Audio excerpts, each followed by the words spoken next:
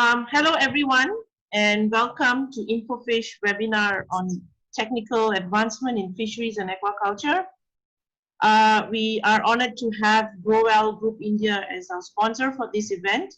Thank you very much. I hope all of you are well and in good health amidst these challenging times. And indeed, the fisheries sector is facing unprecedented challenges with this ongoing pandemic of COVID-19. Although we are aware that this virus cannot spread through seafood products as well as through food packaging and so on, this has somehow created some misleading perceptions and eventually leading to it affecting consumption of seafood in some countries. Hence, this brings us to the purpose of this webinar, that is to keep the industry informed of the developments taking place, scenarios, and in terms of what are the things that they could be informed on in terms of the technical areas and the developments that they could practice. So we have been organizing a series of webinars since April this year to address some of these both trade and technical issues. And this is our first technical webinar. And as mentioned just now, to keep the industry and stakeholders updated on the, and to continue sustainable and resilient seafood production amidst these emerging new normals that we all face. So we have with us today renowned industry people, and it gives me great pleasure to introduce to you today the panel. We have Dr. Melba Riantaso, world-renowned aquatic animal health specialist, who is with FAO, senior aquaculture officer with FAO Fisheries and Aquaculture Department in Rome. We also have with us Mr. Marcel Boentura, who is the aquaculture sales manager from the Asia Pacific region in Aqua, based in Australia. And joining us also is Mr. Ravi Kumar, an aquaculture expert working in the field of aquaculture for more than 25 years. And Mr. Ravi Kumar is the General Manager Technical in Growell Foods Private Limited in India. And also we have Dr. Hua, who is a nutrition expert, and he's currently working as a Global Technical Director, Imperial Products Cargill Incorporated. And he will be talking to us on disease area later on. Also, I'm happy to introduce Mr. Sujit Das, who's the Technical Officer with INFOFISH. And Sujit will be the moderator today for the event. So without further ado, I will hand over the session to Sujit. Over to you, Sujit. Thank you, Shilin. And hello, everyone, and welcome to INFOFISH Webinar Series 2020, Technical Advancement in Fisheries and Aquaculture. My name is Sujit Das, Technical Officer INFOFISH, and I will be the moderator today. In connection with the INFOFISH mandate and respond to COVID-19, we will try to address the technical issues to keep the industry updated and to continue the resilient and sustainable aquaculture production. As you know, improving hygiene and sanitation is definitely requires investment, but the ongoing pandemic imparted us the message that ensuring biosecurity will not only be imparted properly, but also be tightened in future. So I will not talk more. I'll move to our renowned speakers. Dr. Melba, we know Dr. Melba is a world-renowned aquatic animal health expert and engaged in aquatic biodiversity, biosecurity and aquatic animal health research for a long time. She can give us an update and outline for the future action plans. So it's my privilege and honor to welcome Dr. Melba. It's over to you, Dr. Melba. So, good afternoon again to everyone. I'm very pleased to participate in this webinar series of INFOFISH. I am going to talk about a new initiative that FAO and partners have developed during the last 2 years. It's called Progressive Management Pathway for Improving Aquaculture Biosecurity, or PMP, as you will most oftenly here in this presentation. But I will try to put it in the context of the title that was assigned to me by INFOFISH. Is biosecurity sufficient to tackle the new tide in seafood value chain? Okay, so what is biosecurity? In simple terms, the objective of biosecurity is to minimize the risk, and the risk is a condition or a situation that exposes one to danger, to harm, or to loss. And FAO has a broad definition of biosecurity that states that it is a strategic and integrated approach that encompasses the policy and regulatory frameworks that analyze and manage the sectors of food safety, animal life, including aquatic and health, plant life and health, and including associated environmental risks. So before I go on, I just wanted to share with you this some information on the latest FAO statistics. This was from the State of Fisheries and Aquaculture 2020 that was launched yesterday. So aquaculture production continues to grow, whereas capture fisheries, as we all know, remain static. You will see here the top aquaculture species groups and the top aquaculture producing countries. So except for Egypt, Norway, and Chile, most of the production comes from the Asian countries. I will later on include in the chat the link to download the Sophia. Okay. So biosecurity is one of the most important sustainability challenges, if not the most important, facing aquaculture. The inability to deal with exotic, endemic, and emerging infectious diseases will negatively impact sector sustainability. So how do you manage animal health under the water? So we are talking about our hosts which are not readily visible. So aquatic animal needs special attention. They live in a complex and dynamic aquatic environment, and diseases are often the result of linked events, a series of linked events that involve the interactions between the host, the environment, and the presence of a pathogen, as you can see from this picture. They can also spread from farm to wild population and vice versa. Now, I wanted to take you through the chronology of disease or pathogen emergence in aquaculture, and this is how it looks like. In the 1970s, there were few diseases of viral, bacterial, and fungal origin affecting salmon, shrimp, tilapia, and many finfish species in the case of EUS. Going into the 1980s, the number of shrimp pathogens, mostly viral, increased with the appearance of only one bacterial pathogen, NHP. And we have seen during this period the emergence of infectious salmon anemia and sea lice. They are still a problem up to now.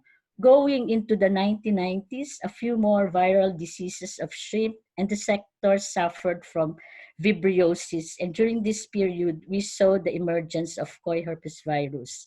In the decade 2000, there were more shrimp viral diseases which appeared, and previously unknown diseases emerged, such as append of shrimp, that has a bacterial etiology, TILV of tilapia, VNN, and EHP, a shrimp parasite. The next set of slides will give examples of the timeline of some of the most serious diseases affecting the sector. So the global trend in aquaculture is that serious disease emerge, spread rapidly, and cause major production losses approximately every 3 to 5 years. And there is often a long time lapse, typically years, from the time that a serious mortality event caused by an unknown and emerging pathogen is observed in the field, as you can see here, until such time that cost-effective risk management measures are put in place. And I'll give you a few examples. You will see here white spot. It was first observed in the 1980s, diagnosed in the 1990s, listed in 1997. And the sector is still living with the virus. Another example is KHV, same story, observed in the 1990s, diagnosed in mid-2000, listed in 2007, and it was only recently when vaccine trials are being done. Another example, append, which is probably the most serious non-viral disease of shrimp, same story, observed in 2009, diagnosed in 2013, listed in 2017. And if you can imagine that a pathogen like append, which is normally present in the coastal environment, so how do you deal with this pathogen? The last example I will give is tilapia lake virus. It was observed in 2009 in the field in Israel and was diagnosed in 2014. It's still being assessed, but there are now efforts that several companies in several countries are looking at vaccine.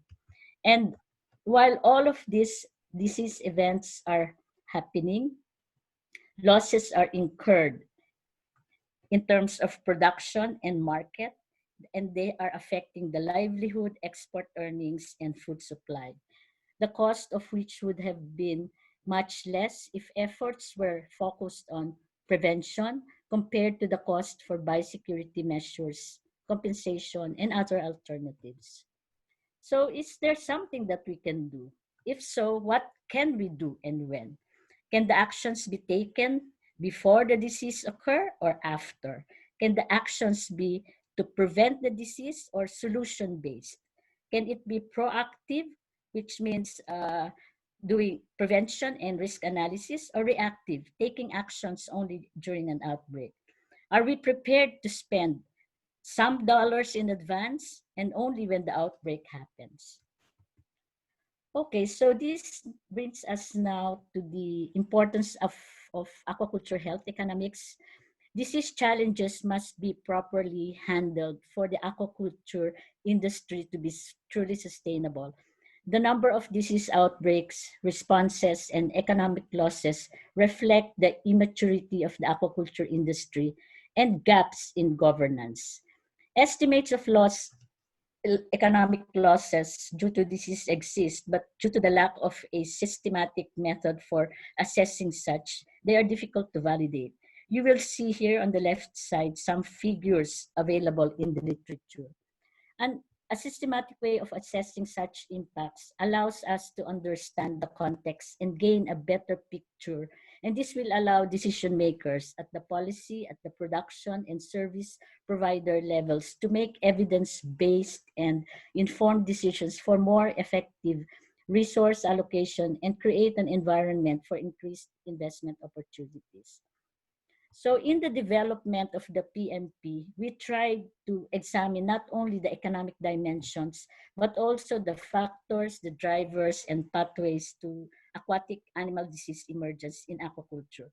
During a multi-stakeholder consultation held in 2018, there were a list of drivers and factors that were identified. There are many, but we categorized them only into 4. The main one is trade in live animals and products. So as we all know, fish is a highly traded commodity where 70% is exposed to international trade. The sector is very diverse in terms of the number of farmed species. All stages of live animals and products are traded internationally. Many species are farmed outside their native range, and invasive animals and pathogens are carried by their host through this movement.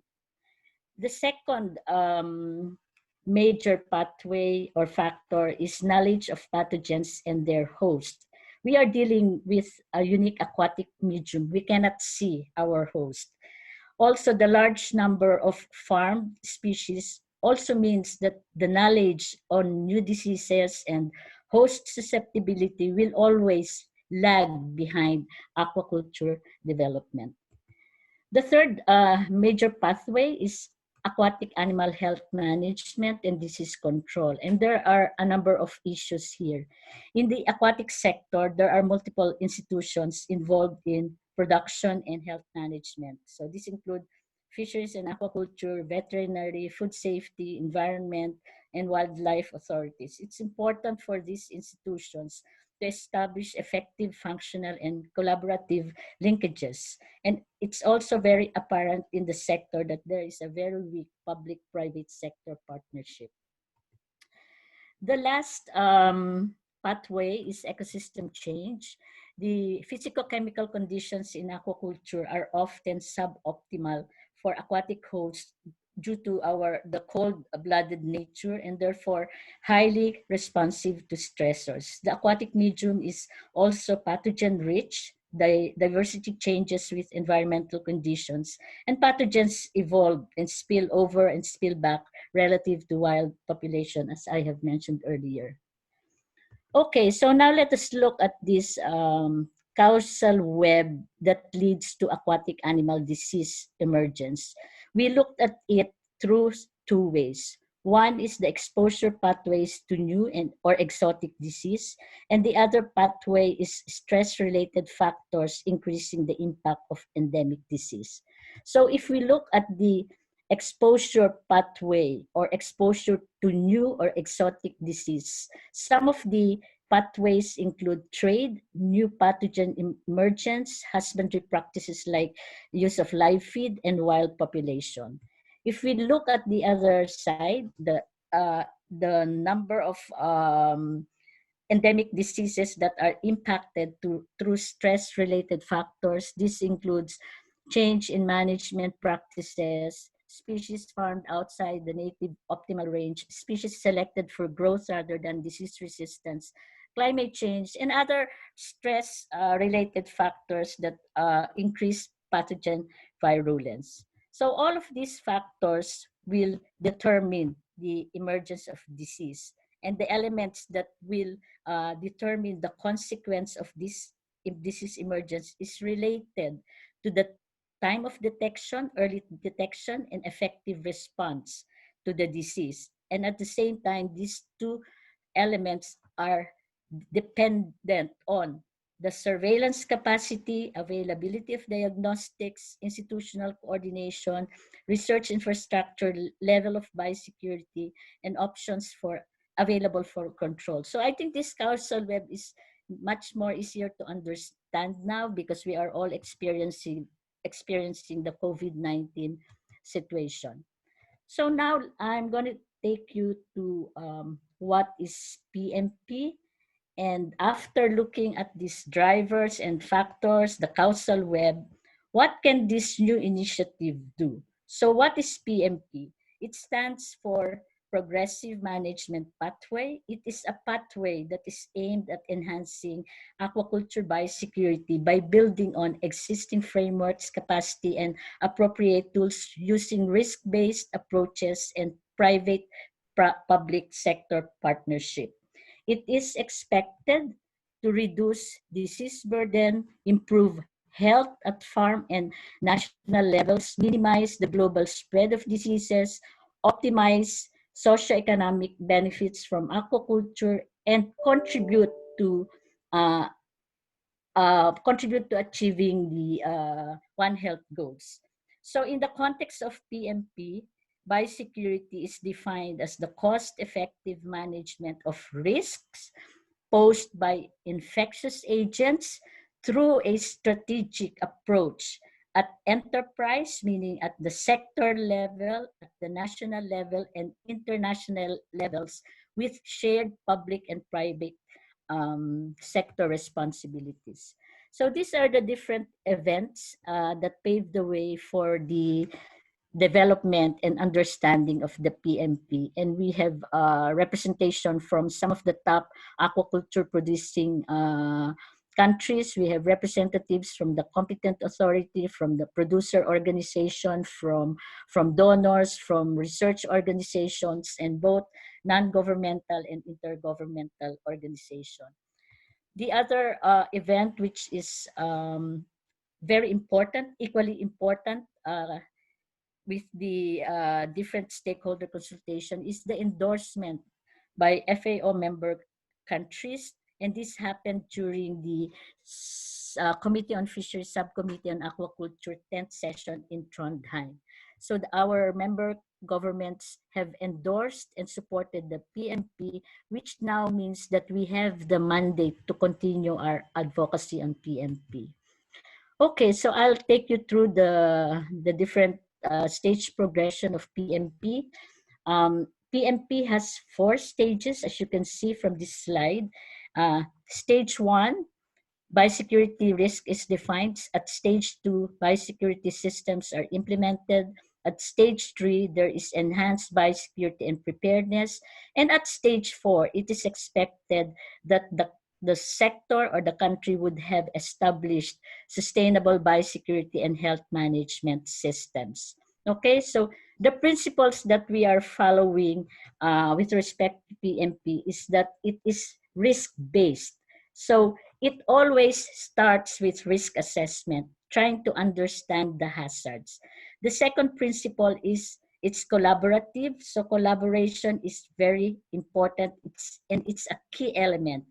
The PMP provides a solid platform for public-private sector partnership because the plans, biosecurity action plans, should be jointly developed by industry stakeholders and governance authorities. And this will ensure buy-in and best fit for each country. The third principle is progressive. As you can see here, the progression in the different stages, but there are 2 main elements that is very important that is present in all the stages is risk assessment and preparedness to emergencies. And in between the stages, we have what we call as biosecurity action plans that serve as gateway passes to move from one stage to another. Okay, so I am showing here the list of governance mechanisms and technical tools and different activities that are needed to support the further development, the pilot testing, and eventual implementation of the PMP. Okay, so we have also created different scenarios so that any country at any stage of aquaculture development, they can select an entry point to PMP. So for example, scenario 1, this can be countries that doesn't have any aquaculture or strategy, but they have aquaculture or starting with aquaculture. So the action is to develop one. Scenario 2, these are countries with strategies in place and they are certain level of implementation. So the action is to review, update, so that it will be harmonized with PMP context. Scenario 3 are countries with advanced aquaculture, aquatic animal health, and biosecurity strategies. So the action here is to review the bottlenecks, the lessons, and the good practices learned from these advanced strategies that can be used to update and to harmonize with the PMP. And the fourth scenario this refer to countries that are sharing water bodies and transboundary watersheds. There are some regions in the world that has regional biosecurity strategies. For example, in Africa, in the Pacific Island, I am not aware of one for Asia region. Maybe there is. Okay. And with respect to the INFOFISH countries, I have designated different colors to mean that perhaps Bangladesh, Indonesia, Malaysia, Sri Lanka, Papua New Guinea, and Solomon Islands, they have some strategies in place and certain levels of implementation. And I think that Thailand and Philippines, they are under scenario 3. They have advanced strategies, and Iran and Pakistan, probably they have aquaculture, but they don't have any strategy in place. But I may be wrong. Huh? I think INFOFISH can help me make a more accurate assessment. Okay, so I wanted to go now to my key messages in this presentation. The first key message is, as we all know, fish is currently the most traded commodity. And in terms of risk hierarchy, live adult animals present the greatest risk of carrying pathogens, and the processed and fresh products with the lowest risk. So my message here is the entities who are desiring to move aquatic animals, whether they are live or in processed form, they have to do it in a responsible way. And I remember that back maybe 2 decades ago, FAO and NACA already developed these guidelines for the responsible movement of live aquatic animals, and they are still very valid. The next message is that managing animal health and biosecurity under the water is very challenging, but I believe that it can be done. It is very important to have a plan at the beginning of any aquaculture initiative, at the beginning and at the end. And there are only 2 things that I would like to leave with you. It is very important to have the risk assessment, identify the risk and understand the hazards. So it's an important first step in order to manage it effectively. If we don't have a clear understanding of the risks, so how can you manage it? So we need to look at the value chain as presented here, starting from the source of seeds. We have to look at the different stages of the aquaculture operations, from up to harvesting, processing, until it reaches the market and the table. And at each of the segment of this value chain, the critical points need to be identified and how it can be managed through a combination of good aquaculture practices and good biosecurity practices. So for producer sector, you have to know your fish, know your system, know your pathogens, know your contaminants, know your contamination pathways, have a health monitoring plan. And there are many elements to this health monitoring. It's important that you put in place an emergency response plan. And we need, in order to achieve all of this, we need partnership. Government cannot do it alone. Private sector cannot do it alone. The research sector, all of these entities have different agenda.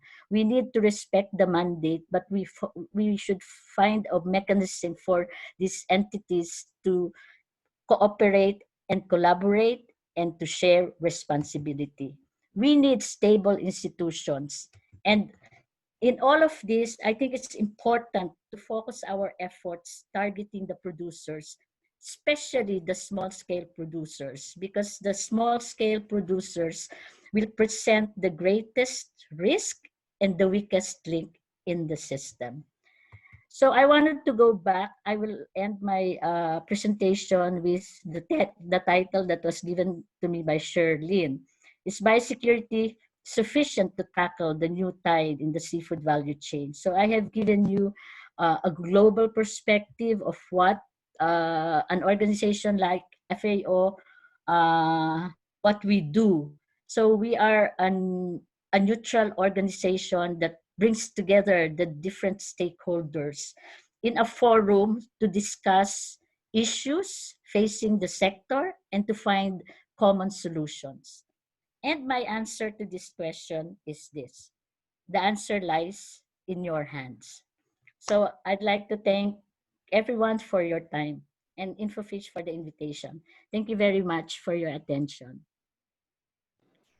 Hey, thank you, Dr. Melba, for your excellent presentation. And I hope all the participants,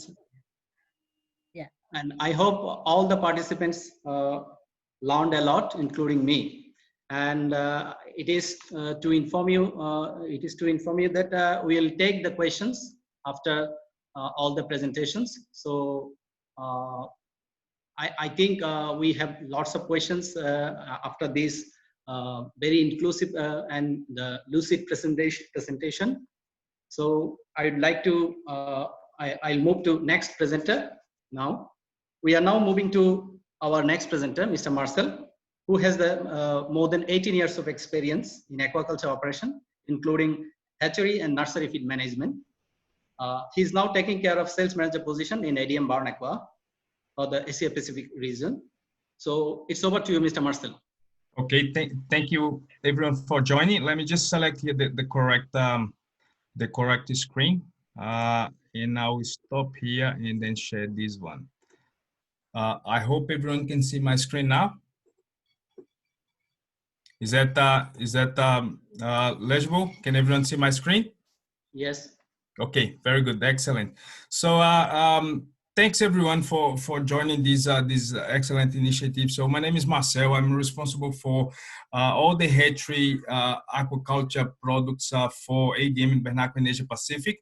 So I have been asked by the INFOFISH team to give a perspective on all the critical factors playing a role for the operators in this critical moment that we all face around the globe.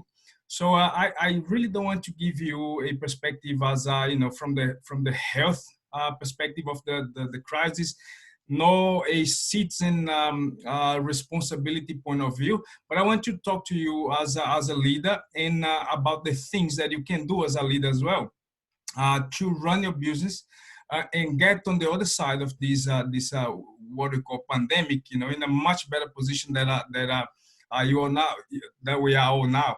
So I will, on this, during this presentation, I'll cover a number of aspects, but I'll take you through the current situation, which is the COVID, in about 3 minutes, okay, and the main implications and consequences of that. So of course we cannot, you cannot talk about the main impact of all the COVID, without talking about the people, okay?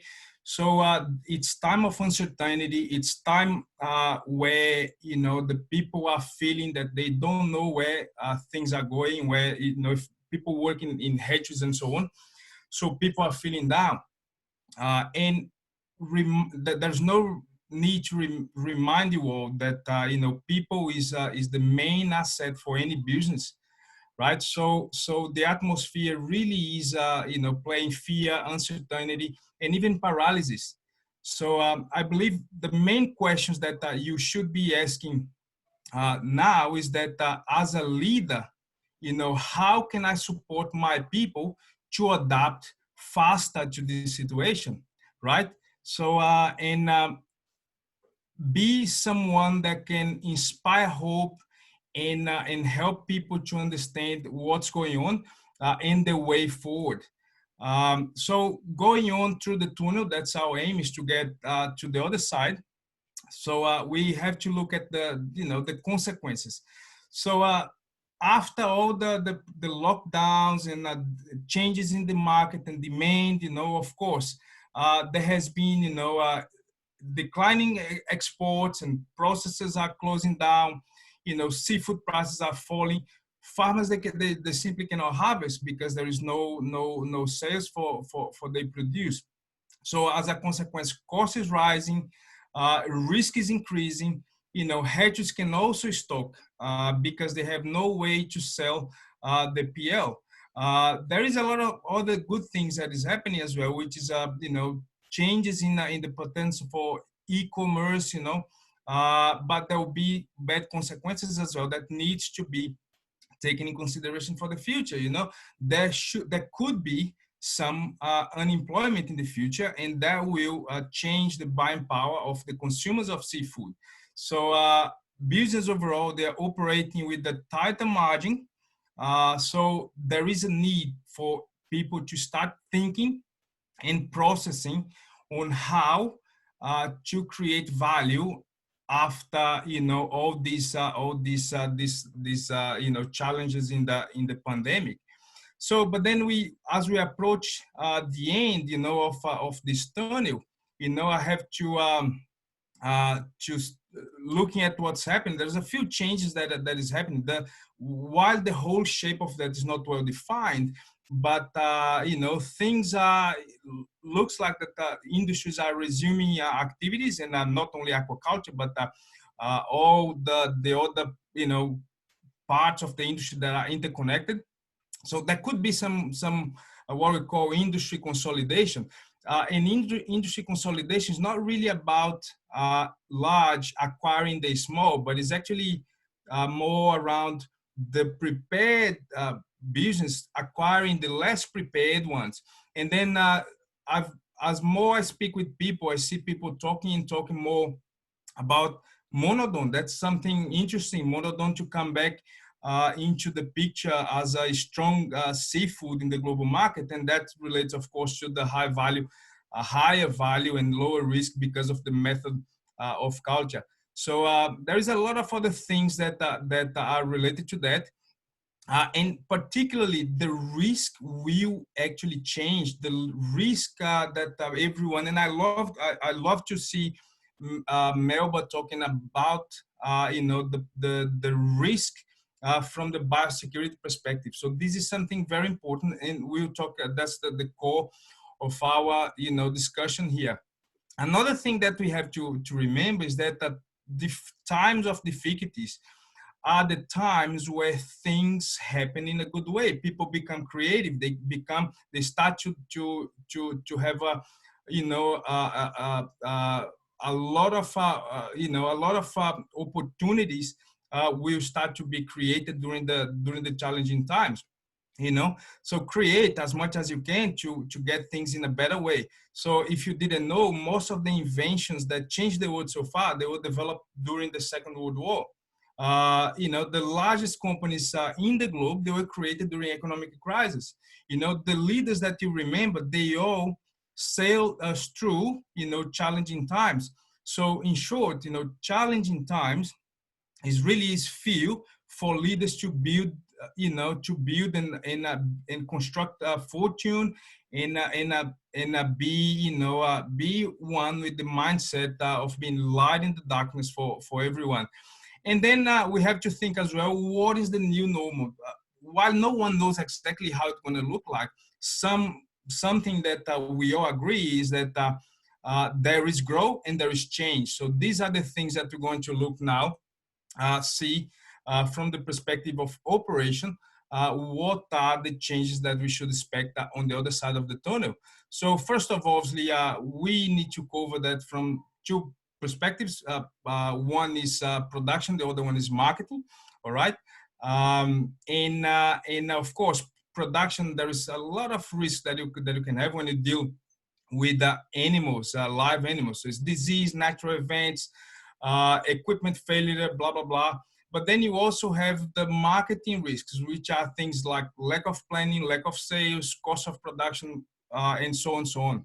So again, we cannot forget about the impact of people in this scenario. So most of the things that you drive, most of the value that you drive in your business is actually related to the people that you have there. So there is obviously a need for you to be training your people and take the opportunity now that the things have slowed down, to train, to capacitate your people in the hatchery, regardless what they are doing, or in your operation, to make smart decisions, knowledge-based smart decisions. Then moving on, so there is obviously the sustainability, the sustainable intensification of productions. Around the globe, you see that aquaculture has been growing at a very good rate every year. Okay, and you have places where there is no more actually space for more farms. This is an aerial photo of in one particular area in Vietnam. So there is a lot of operation. As a consequence, there is the water that we use today is not the same. There is a higher prevalence of pathogens. So all these things play a role in your business, in the status of your animal. So people are discussing more and more about closed systems as a solution for overtake the challenges of crowded places like that. And closed systems, obviously there is a cost related to closed systems, and the way you balance back the cost in your business is actually increasing the density. And of course, there are many ways that you can do that with you can increase densities sustainably in a way that will actually reduce your risk, both biological, also to the business, but also maintaining a great level of animal welfare.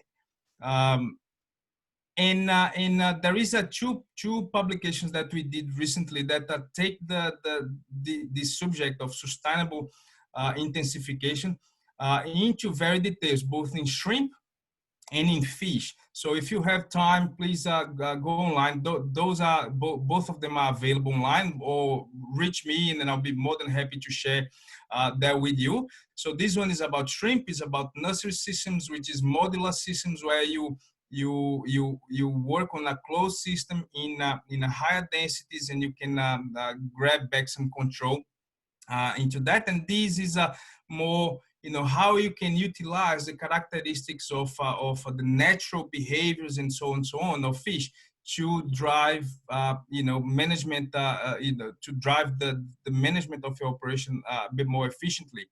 So then moving on into the use of technology. So look, use of technologies, in my opinion, okay, quality and effectiveness of your decision really depend on the degree and the accuracy of information that you have on hand. So, and there is so many tools today that you can use. Some of them are even, for free, and some of them even can make the decision for you utilizing, modeling in artificial intelligence.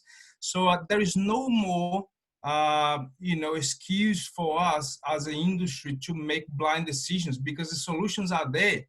There are people that can analyze your material to see if there is any pathogen and revert back to you within 48 hours. There are, precise quantification, like the guys from Experts see, precise quantification of very tiny animals that is very difficult for you to analyze. There is a management softwares. And in here on the center there, you can see there's a whole list of publications related to decision making in aquaculture. So if you have a chance, have a look on that as well when you on your own time. And we also have some factors like genetics, SPF, biosecurity, which Dr. Melba covered really well before me, vaccines, and so on and so on. So starting with the better genetics. The way we can see genetics is actually, it's not something, genetics cannot be seen as a result. Genetic gives you the potential to have better results, but you can only achieve that potential if you give the right conditions. For example, if you think the trait that everyone likes to have in the farm is faster growth. So the way I think of faster growth trait as in genetics is when you have a very large engine, okay, that can make your car run fast, but without fuel, okay, you won't reach that potential of the engine. So the same thing is the animal. You cannot, without the right nutrition and the right conditions, you cannot assume your animal will deliver that potential that is made for.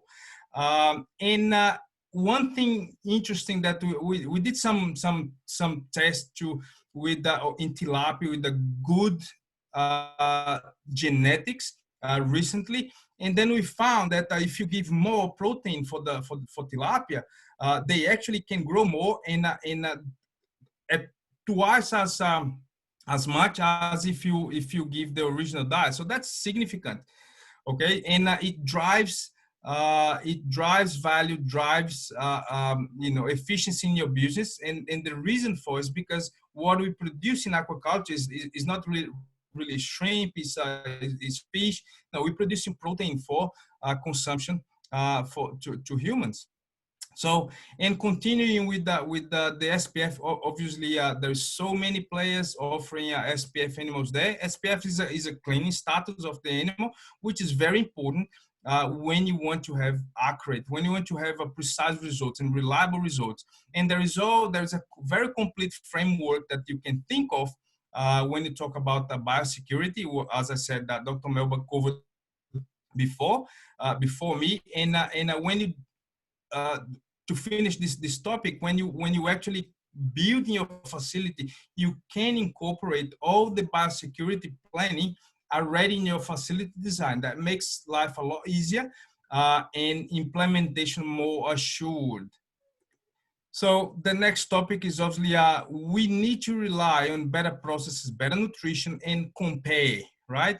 So trends that we can see, there's a lot of substitution of Artemia these days. Obviously, Artemia is it's necessary for aquaculture, and but it needs to be given to the limit where it gives you the benefit. Okay, and the main thing that Artemia gives to you is actually helps you to cope with the cannibalistic behavior of the animals. So, but it doesn't give you the best nutrition, right? And then because it doesn't give you the best nutrition, you can actually work with enrichments and enrich your Artemia and or enrich your rotifers and get them a better nutritional value. And think of something, you know, about enrichment. If you enrich your Artemia for 24 hours, you actually double the size of your Artemia. It's very reasonable to think that you can reduce your Artemia by half just by enriching them sufficiently for them to develop and get additional biomass. So this is something that I'm not talking out of the blue. This is something tested and validated before we can speak about that. And also, I want to talk about with you about a particular technology that actually drives a lot of value for the hatchery, which is microencapsulation. When you have very early stages of animals like fish, when you need to have you know, for the phase where you co-feeding fish larvae with the diet, you actually extract a lot of value and efficiency when you can increase the exposure of the fish to your feed. And you know, microencapsulated feeds, they deliver that to your process without actually you have to increase the quantity of diet a lot and damage the environment. Another thing, you know, microencapsulated diets, they stay in suspension very long. So it gives you a set of you know, economic benefits in the hatchery, despite the fact that they are a little bit more expensive. And another thing very important that is coming more and more into trend is single cell immediate algae. So things that you can open the package and it's a microalgae ready to use that you don't have to actually grow in the hatchery. So it just makes a simplification of your process. Another point that I want to talk about is robustness of seed. That's the main driver, okay, for aquaculture. Make no mistake, okay, so hatchery produce is one of the most important pillars of the aquaculture, okay. So aquaculture industry relies on quality of PLs and quality of larvae. So and there is my question to you: do you know the difference between a quality and a robust fry or PL? And I'll tell you, the difference is that quality is just the current status, okay? But robustness is the status that is sustained after the animal is stopped in the farm, okay? So and the only way for you to achieve that is with the complete nutrition, use of probiotics instead of antibiotics, and doing things right. So another thing, in more already entering into the space of into the spectrum of the marketing and the business for especially for hatchery business.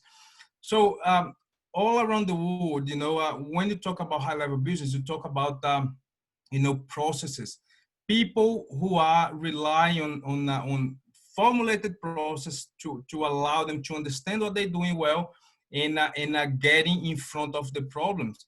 So process is key, you know, whether you know, whether you think about, you know, the sales or the supplies that you're going to need, you need to have a clear process to know where you're going, you know. And sometimes you can actually allow okay, a layer of air between yourself and the operation. You know, if you are leading the operation. But most of the time, there is very good value for you to feel that friction. You know, to feel the friction between the rubber and the road and understand exactly how the business is behaving. And the way to do that is having clear processes, and and that will give you business continuity, whether it is through supply assurance. You get arrangements with your customers, the farmers, to get good quality PL, robust PLs, robust fingerlings out the door, and they will return. Um, Another point which is always overlooked is the cost of production. What is the main driver for cost of production, right? So when you look at hatcheries operations, okay, we have a survival between for shrimp and prawns in general. When you take the average of Asia, it's about 39%. If you see marine fish, it's about 20%. But survival is actually the main driver of efficiency in your hatchery business. And I'll explain to you why.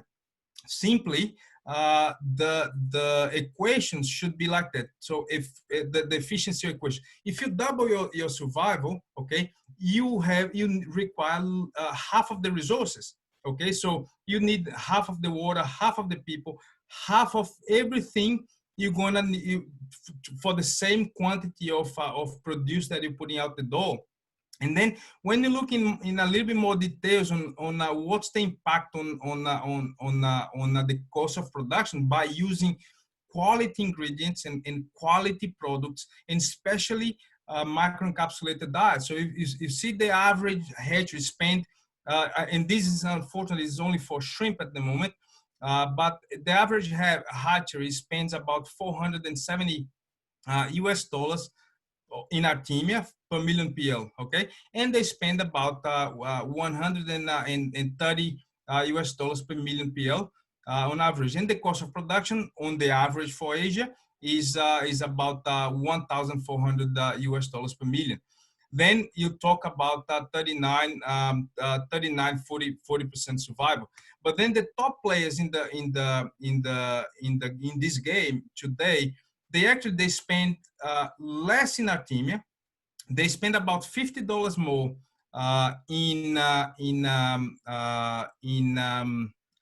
feeds, in dry feeds, but they top it up with good quality feeds on the critical stages that they need to use good quality feeds. And as a consequence, they're spending $50 more, but they actually reducing the overall cost of production by about 13%. That's a massive savings, you know, if you run a business where the margins are reasonably tight, and that's mainly driven by your survivability. So, and then just to conclude, you know, this session of slides today. So, creating, you know, competitive advantage for your hatchery, it can be complex. But as you create, you can communicate this value to your customers, and someone, you know, who bought good quality PLs or good quality fries, they will come back on the next cycle because they want to get the same results again. So producing out of the hatchery top quality seeds, it's one of the most important things for us to drive the industry forward, and create value, of course, for your hatchery as well, because at the same time that you differentiated in quality, you will be able to arrange with your farmer, with your customer, to talk about value instead of talking elevating the discussion from cost to actual value. And then just to summarize all the topics, and I put here this slide where we have all the summary of everything and the major trends that I see for the other side. So obviously, everyone, all the aquaculture industry together needs to start to operate under a better, you know, standard of risk management. So there's so much technology available there that we can use for our benefit. And the way you use that is to collect data, process this data, and generate valuable information for you to make good decisions. Okay. Implementation of better processes. So that's definitely a requirement for the people who stay in this industry for a very long time. And then there is an opportunity for the whole industry around, producing robust seeds, whether it is fish, fry fish, whether it's, PL, or whether it's shellfish. Producing quality seeds represents the milestone for the growth of the industry. And the trends that we see now, it's a focus on better feeds because people want to reduce the risk. Focus on things that on practices that you can substitute the Artemia. As I said, Artemia is great and it's necessary, but it also adds a risk. So if you can substitute a portion of that, it will actually increase your performance in the hatchery. There's people talking about live feeds and rotifers into shrimp farming. So the rotifers that we used to produce 20 years ago is not the same that they are of the rotifer that is produced now. So this is something that can drive value to your hatchery. So please have a look on that, and feel free to get in touch if you want to discuss about that. And then sustainable intensification also is a major trend, because you can optimize the use of resources that way. And then reducing more and more antibiotic use and increasing the use of probiotics. I know many top players, world-class people, that they are able to produce without a single day of use antibiotic in the hatchery. So I'm pretty sure that if they can do it, there is a lot of other people in the industry that can do as well.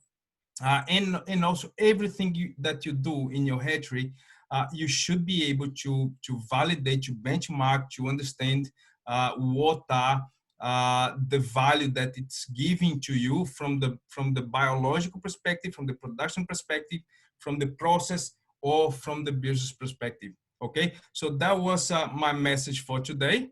And the last slide, I just wanted to give you this nice insight, which is be a leader that think big. Okay, that is someone who is bold and has courage, but never forget to act small and then do things in the right way. So look, if you want to get more information about this presentation, please feel free to get in touch. My email is in there. There is our websites, and we are on LinkedIn as well. So please feel free, contact, and we'll be more than happy to interact. Thank you very much for your time.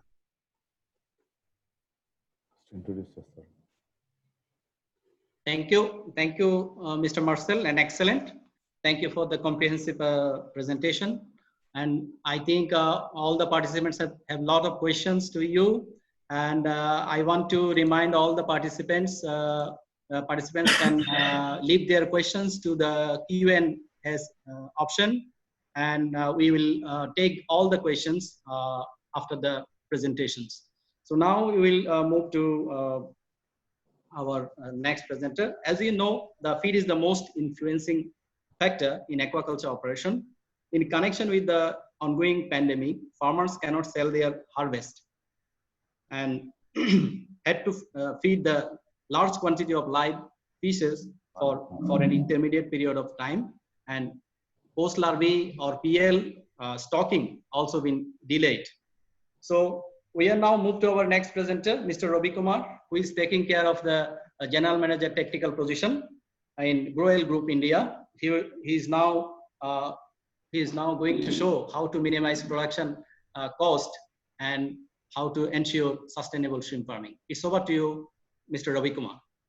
Yeah, very good afternoon to all of you. I hope everyone can see my presentation. Yes. Yeah. I think it's okay. Yeah. I wish to introduce myself as Ravi Kumar, working as a General Technical Manager at Groel Feeds Private Limited, India. First of all, I would like to thank Ms. Sterling Maria Andonisamy, Director INFOFISH, and Mr. Sujit Kumar Das, Technical Officer INFOFISH, for giving me the opportunity to talk about minimizing production costs for sustainable shrimp farming. So the outline of the presentation, I start my presentation with the typical production cost assessment and how to minimize the various input costs for sustainable shrimp farming. If you see the typical production cost assessment, feed accounts for almost 50 to 60% of the cost of production. In this presentation, the average it was 51.6%. Then followed by chemicals, it is 12.97%. Then the electricity is including diesel, 8.57%. Then shrimp sheet around 11%. Then salary 6.87%, and other expenses it is 11.88%. So the control of production cost, the producer cannot really control the market price. Therefore, controlling the production cost is very fundamental.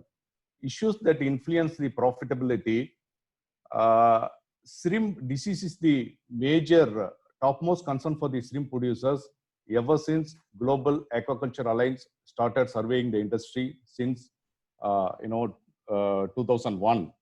So the major diseases affecting the profitability of the shrimp farming: white spot disease, then EHP, vibriosis, running mortality, and other viral diseases. So this is implementation of how to minimize the production cost and the maximizing profits. Implementation of better management practices right from the beginning, from the pond preparation till the harvest. Even before pond preparation, crop planning, we have to plan the crop well in advance, and we have to implement at various BMPs at various stages of farming very strictly. And also this SOP, we have to develop standard operational procedure for pond farm specific, because in aquaculture shrimp farming, copy paste will not work in most of the cases. So we have to have a farm specific SOP for right from the beginning. So how to minimize the cost of production, by controlling the various selection of good quality inputs, and also the validation of the the chemicals and other inputs. So I start with the PL selection. Stocking only the best quality PL, shrimp PL, will have a significant effect on the production and profitability of a shrimp farm. Then when it comes to biosecurity, the strict principles and guidelines of biosecurity to be implemented, to be adopted at the individual farm level. And nursery system, it is better to undertake on-farm nursery to produce better quality juveniles, and also to reduce the cost, and also to reduce the culture diversity in the growth phase. Then feed management is a key factor that is affecting water quality and production economics in shrimp farming. So efficient, very stringent feed management is essential to have a control over the cost of production. When it comes to water quality, water treatment procedures have to be changed, keeping the farm location in view, and bacterial load should be kept under check. It is better to understand the microbiota balance, the balance between the Vibrio and probiotic bacteria. As far as the next is disease management. Sorry, yeah. Mr. Rupi, could you please close to your microphone? Then the sound will be more clear. Okay. Yeah. Is it clear now? Yeah. Okay, is it clear now? Oh, sorry. Yeah. Okay. So when it comes to disease management, prevention is better than cure. All of you know. Otherwise, it's a detection of the disease at very early stage is very important. To take some measures to control the disease. First, the training of the manpower at the farm level is very, very important. We should train the manpower at the farm level, what is normal and what is abnormal, and detection of diseases at early stages. We can have control the diseases, and later stages it is very extremely difficult to control the shrimp diseases. Then the PL screening, the current practices the most of the farmers, they are going for PCR. They are going for PCR screening for viral diseases at the early first step. Then they go for the, normally they go for the shrimp fry analysis and stress test. But I insist better to go for Vibrio test. TCBS plate counts of PL tissue tells a lot about the quality. Once if the Vibrio test is okay, then the next step should be the PCR screening for white spot, EHP and other known viruses. And the third step is a PL microscopy. And the fourth one, the final one, is the stress test. So this Vibrio load for our R&D farm, for our demo farms and for our customers, we are recommending the green colonies, it should be less than 1 into 10 to the power 2 CFU per gram of PL. And yellow colonies, it should be 1 into 10 to the power 3 CFU per gram of PL. So this Vibrio test is okay, then only better to go for the next level. If Vibrio is rejected, better to go for other PLs, and you have to have a more number of samples, to select which one is best. This is very, very important for the shrimp farming. Otherwise, it will affect the profitability of a shrimp farm. And the next step, on-farm nursery phase is very, very important. Whether, in India also, most of the farmers are small-scale farmers. We have developed the SOP to promote sustainable shrimp farming in the small farms. And also this nursery phase, the purpose of the nursery phase to reduce the cost and to reduce the DOC growth phase. And whether it is earthen pond or line pond is no problem, but the biosecurity is very important. Very high level of biosecurity should be implemented at the nursery phase. Then nursery phase, it's better to go for both combination of aerators and blowers to have a better oxygen. Then when it comes to water treatment, for nursery system, sterilization of water is very much required, and regular application of probiotics before and after stocking, that is very, very important. And then when it comes to feed management, better to go for high quality feed or functional feed during the nursery phase. Then better to go for multiple feedings, 6 to 8 feedings per day. So when the feeding frequency increases, the animal, the growth rate and other things are much better. The another advantage in this nursery phase is for elimination of the weak animals when we before shifting to the growth phase. When it comes to feed management, as I told you before, the feed management accounts for 50 to 60% of the cost of production. Every 0.1 reduction in FCR can increase the profitability by 100 US per ton of shrimp production. And every 0.1 increase in FCR will produce more 90 kg more organic waste per ton of shrimp production. Then the farmer, they have to spend, if they go for overfeed, if it is overfeeding, then they have to spend more money for the water quality management. So it is better to go for optimum feeding, and always it's better to avoid overfeeding. Then best practices for feed efficiency start at stocking. So we have to, from the stocking, we have to control the feed. So for that, know as accurately as possible how many PLs are being packed. Then we have to minimize the transport stress and acclimatize properly during stocking. And also we have to estimate the post-stocking survival rate by installation of hoppers in the pond. We can introduce like 100 animals in the hopper. Then we can estimate post-stocking survival rate after 24 hours and after 48 hours. We have to take the average value. Then we have to start the feeding, the initial feeding with that average survival rate. And also estimation of survival at the end of the 30 DOC if it is a direct stocking. If it is a transfer, while transferring from nursery phase to growth phase, we have to estimate the survival rate as accurately as possible.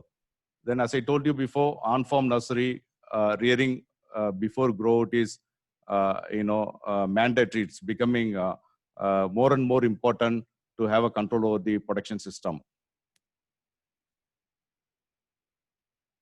Then when it comes to feed, in the market, there are high protein feed, low protein feed is available.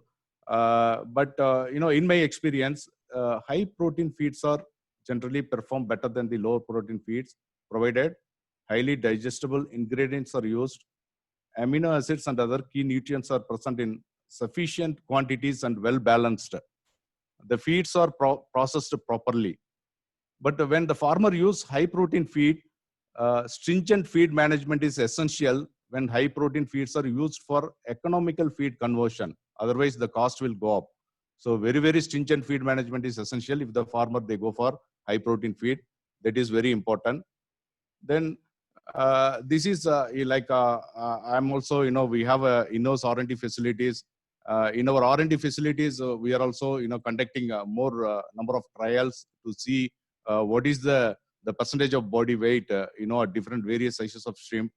I would like to say a few things about the pre-grower and grower feed. What is the size of the feed, and how many pellets we have to feed should be given to the animal. So, for example, pre-grower, the feed type is pre-grower. If you count 1 kg of feed, you could find 150,000 pellets per kg of feed. The mean weight of the pellet is 0.007. When it comes to grower feed, 1.8 mm, the number of pellets around 120,000 pellets per kg of feed. The mean weight is 0.008. Likewise, grower 2 also.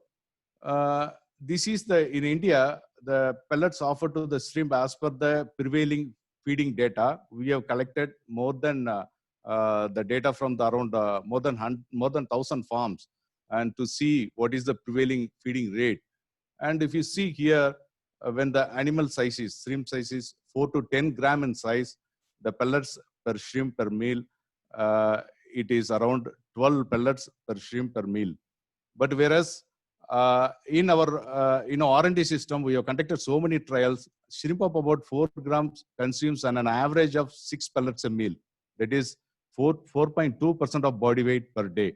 So even the prevailing feeding rates, if you see, it's slightly higher than the normal, what should be given to the shrimp. So very stringent feed management is essential to have a more control over the production cost. Otherwise, the cost will go up. The production cost will go up. Then the check trays. Normally, I recommend the check trays are used for only for the feed, to observe the feed consumption and also animal health condition, shrimp health condition. Most of the farmers, they are using the check trays, for adjusting the daily feeding ration. But I recommend do not use as the only tool to adjust the feeding rate. There are other tools we have to use. There are other tools also to adjust the feeding rate, because this check tray, the results of the check tray, it's actually depends on the shape of the pond. It varies with so many other factors. Varies with the shape of the pond, size of the pond, and number of the trays, and location of the trays. And so we should not use only check trays as a tool to adjust the feeding rate. That is also very important to have a control over the feeding system. And observing the gut, here you can see there are, left side, the intestine is filled with the pelleted feed. You can see the light brown in color. On the right side, the shrimp, intestine is filled with the natural food. It appears blackish in color. So, see, there's a simple, here the suspected problem, if you are suspecting in your farm, the problem is overfeeding, then 1 hour before feeding, if above more than 10% of the shrimp having feed in the gut, then the action, it should be reduce the feeding. And if the suspected problem is underfeeding, 1 hour after feeding, if above 40% of the shrimp having natural food in the gut, then increase the feeding. So observing the gut also very, very important to have a stringent control over the feed management. Then the feeding also, it should be based on the temperature. Normal feeding rate should be followed when the temperature is between 28 to 32 degrees centigrade. If the temperature is below 20 degrees centigrade, normally reduce the feed by 20%. If the temperature is above 34%, reduce 20% of the normal feed. Because when the temperature increases, the the transit time in the gut is only 45 minutes. Whatever the shrimp consume, the check trays are empty, the shrimp will consume the feed, but it will come out as a undigested feed. So it will increase the organic load in the pond bottom, and it affects the water quality. Especially when the temperature is high, we have to be very careful with the feeding management. That is very important. Then my recommendations for arriving at daily rations, it should be farm specific, based on the observations and data. Then use check tray and also feeding table. Be willing to adopt daily. Stay within the upper and lower limit based on the pond biomass and carrying capacity. So ideal feed management would be using the feed table. In addition to that, then check tray observation, then plus intestine color check. We have to strike a balance between all these three to adjust the feeding rate on daily basis. That is to have a control over the feed conversion ratio, and that will reduce the cost of production. And when it comes to the feeding, manual feeding and automatic feeding, feeding also is a part of the biosecurity, and increasing the feeding frequency improves feed efficiency. Manual feeding by laborers always require close supervision, and the chances of error and is very high. And also we have to closely supervise the labor for good distribution of the feed, etc. for the biosecurity also. And I recommend these automatic feeders are much better than the manual feeding. And there are two different types of automatic feeders. One is ration set by the farmer and delivered using a timer. And the second one is acoustic feeder. The acoustic feeder ration is driven by the shrimp feeding activity, which is transmitted to the feeder as a signals of sound. So in our R&D farm, demo farm also, I'm using this acoustic feeder almost for the past 2 years. And this acoustic feeder, in addition to that, it's providing real-time information on the water quality parameters, like oxygen levels, pH levels, and temperature, etc. Other water quality parameters also. And with this acoustic feeder, we are getting like farm FCR. When we started the crop, the farm FCR, it was like 1.1. Even the over the period of 2 years, we could reach the FCR is below 0.9, the overall farm FCR. This acoustic feeder is giving good results. And in future, farmers in future, they have to depend on the automation, and the Internet of Things. Artificial intelligence is the way forward to minimize the errors, and also to increase the biosecurity, to improve the biosecurity. And this is then again the performance of pelleted feed versus extruded functional feeds. We have compared these two, this comparison more than 500 ponds, and we found that the survival rate, survival at harvest, went up by 24% with the extruded functional feed, and the average daily growth rate went up by 30%, and also the feed conversion ratio, dropped by 21% with the functional feed. But when we use the functional feed again, we have to go for very stringent feed management, because it's the cost of functional feed is higher than the pelleted feed. We have to have more stringent feed management.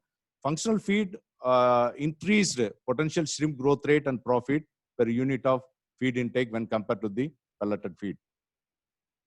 Then water quality management. This is very, very important. I find it very useful, and for controlling the diseases. And in our demo farms and R&D farms, and also our customer farms, we are strongly recommending this microbiota maturation, probiotic fermentation.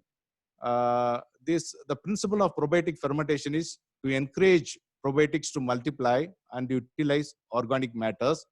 And what we need is the materials, water, fresh water, we need sterile fresh water, then carbon sources, minerals, probiotics, and aerating equipments. So this water, it must be sterile water, and should be there should not be any vibrio load in this water. It's very dangerous. It's like a double-edged sword. If there is any vibrio load in the water used for fermentation, the vibrio will multiply, because the vibrio will multiply at every 12 minutes, whereas the probiotic bacteria multiply every 50 to 60 minutes. So we have to be very careful. We must use the sterile water. When it comes to carbon sources, then we can use molasses, we can use jaggery, we can use sweet potatoes, corn flour, rice bran. But the very important thing is all these inputs should be cooked before fermentation. Then the probiotic dosage depends on the colony forming units per gram of the product. Normally, I'm using the product where the CFU is more than 10 billion per gram of the product. And with aeration, it is aerobic fermentation. Without aeration, it is anaerobic fermentation. I will explain how to do it. This is a video clip, explaining about how to prepare, the materials for the fermentation. This is for the aerobic fermentation. You can see here, like a molasses and other, materials, as I mentioned before. Then here, the pond workers are adding all the materials in a tank. And as I told you before, the water should be sterile water. Very, very important thing is, there should not be any vibrio bacteria. And better to use the water from the reverse osmosis plant. And if you don't have that facility, it's better to chlorinate and dechlorinate the water and check for vibrio load randomly, when you're doing this practice, in your farm continuously. So this is like with aeration, this is aerobic fermentation.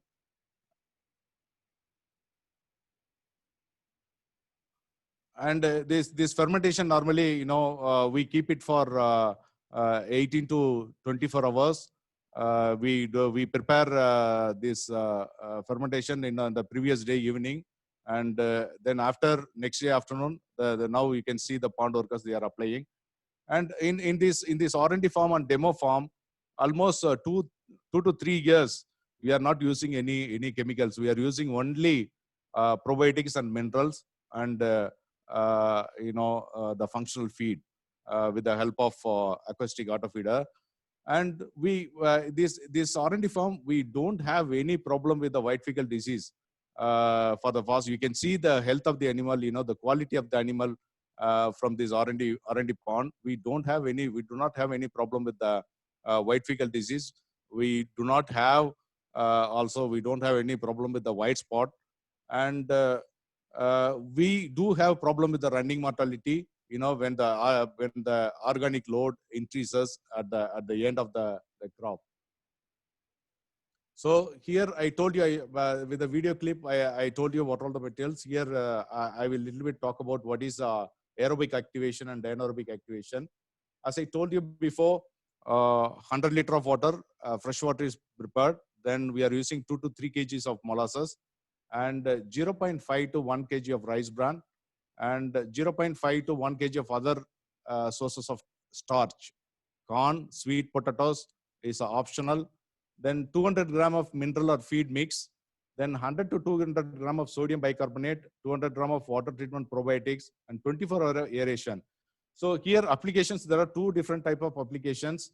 As I told you before, if the probiotic is water probiotic for aerobic activation, it's used for aerobic activation.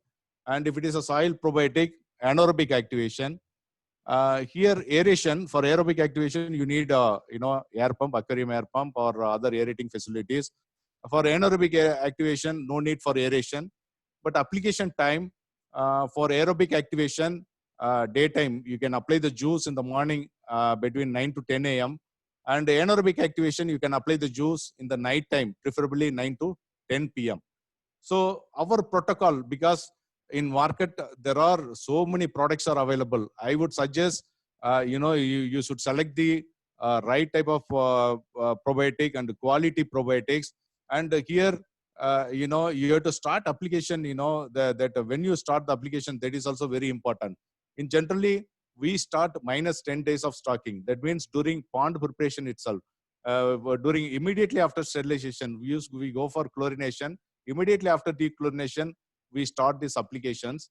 And for example, your DOC, your predicted crop duration is 100 days. Then first 50 days, we apply like, these probiotics once in 3 days. First 50 days, it's like water. Then after 3 days, again water, then soil. Then it will be continued till 50 days. After 50 days, from 51 days to till 100 days, then because that is the time more feed input and more organic waste, in the pond bottom, then we change the probiotics like soil probiotic, then again 3 days soil probiotic, then water probiotic. So this is like a continuously apply, and the right time is immediately after, because if you delay probiotic application, then the time Vibrio load will suit up, and then it's not effective. We found it's not effective. When we do this, you can see here the economics, frequency of application. For example, your the growth period is 100 days. Then including the pond preparation, it will be like 110 days, 10 days for pond preparation. The frequency of application, I recommend once in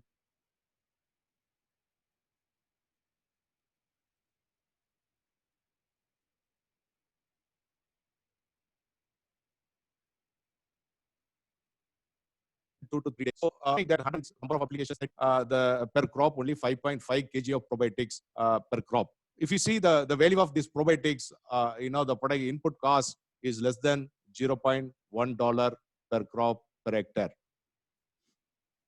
Then when it comes to shrimp disease management, we are also working with Dr. Loctron, shrimp pathologist from Vietnam, on developing SOP on shrimp disease management. And in his findings, I would like to share this slide from Dr. Loctron.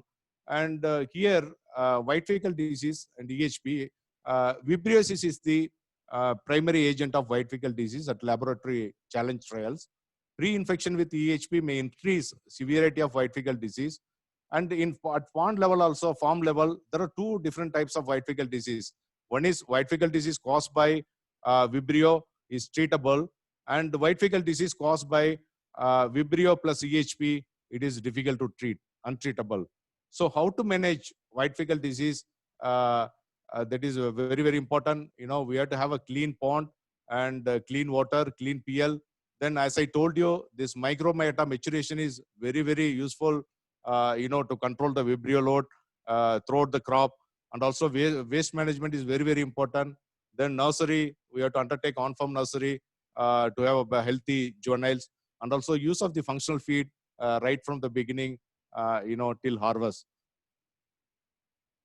Then if the shrimp do not, now, as I told you, this EHP is an emerging pathogen that affects mainly the cultured shrimp in several Southeast Asian countries.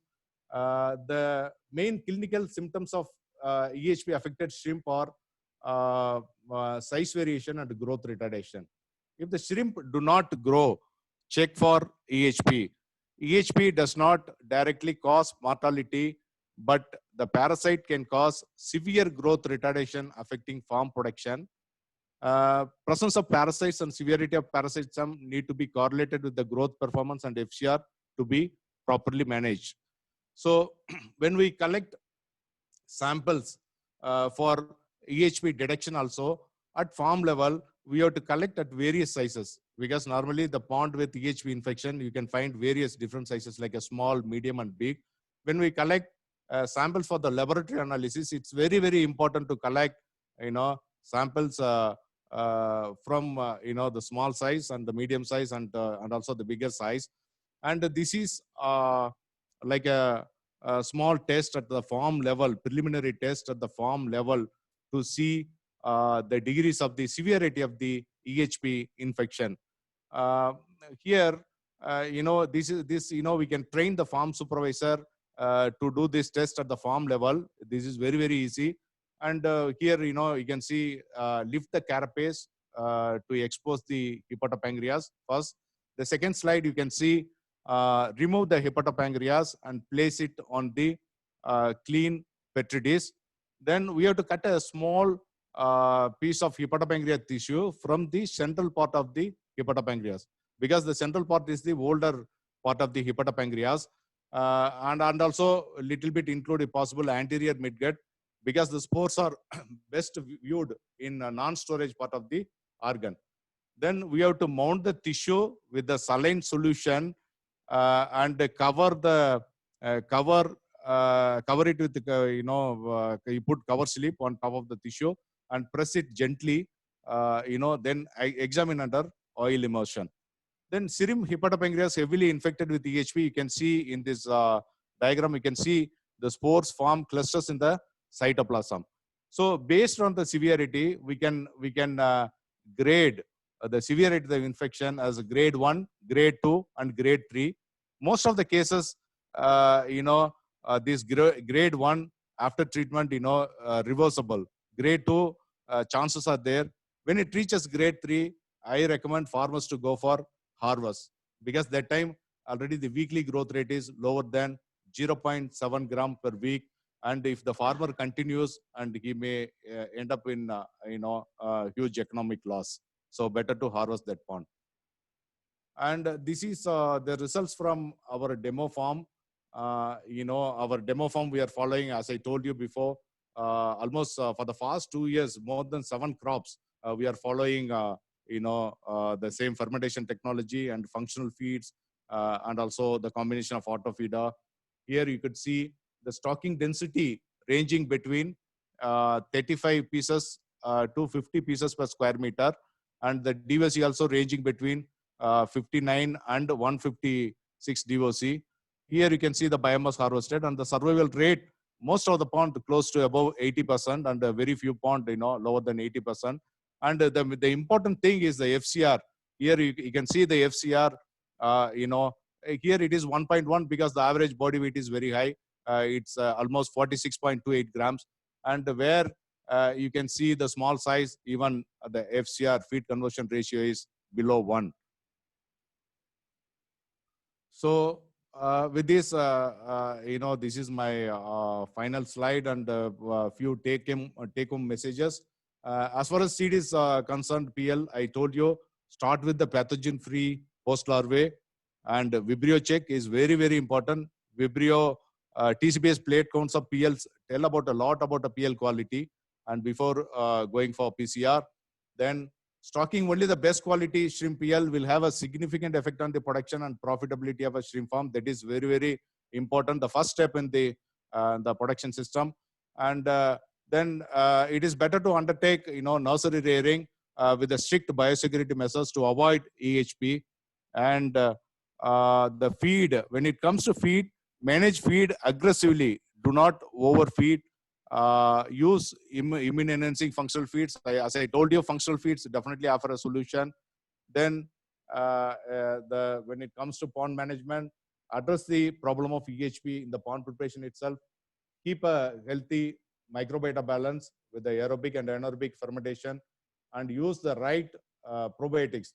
The probiotics also I told you, because farmers are using so many chemicals. I recommend farmers to go for validation of the product before using, and which one is giving the good results. And the validation of the product is important to have a control over the cost of production, and also removal of sludge and controlling the organic load in the pond is very, very important to have a successful crop.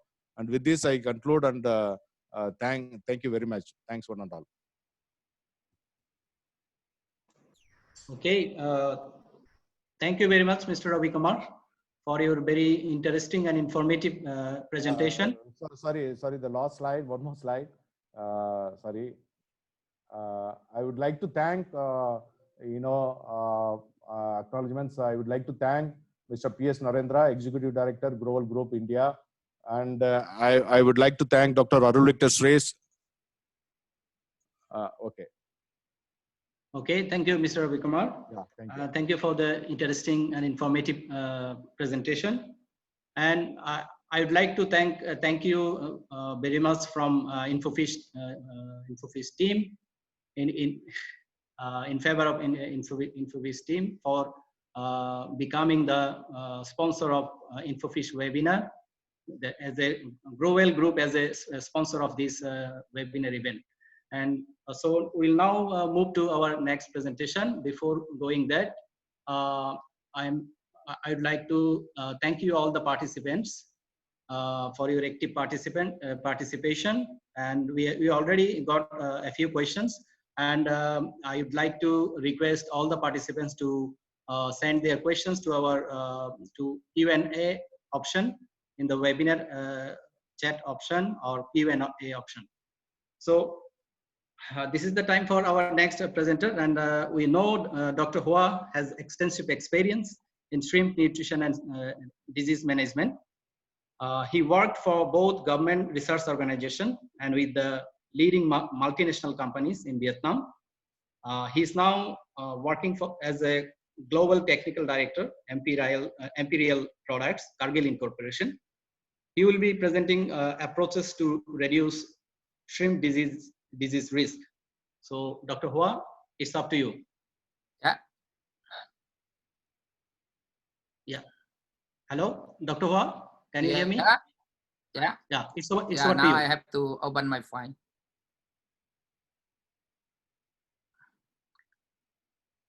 Okay. Can you see the screen? Yeah. Okay. Good afternoon, ladies and gentlemen. First of all, thank you, Sujit. You invited me for sharing this experience in the shrimp approach farming in Southeast Asia in general. And my presentation is the approach to reduce the shrimp disease risk. I'm not talking into a very advanced knowledge because I heard that audience also 75% from the industry. So it's a very practical sharing, not very advanced knowledge. Maybe another topic, another talk later on the next, maybe I can talk on that. I have 25 minutes for me to talk, and now it's 3:51. So I hope I can finish with that time. Okay. This is my agenda. So I will talk about the current serious shrimp disease, and then the approach, how to reduce the risk, and then some take-home message.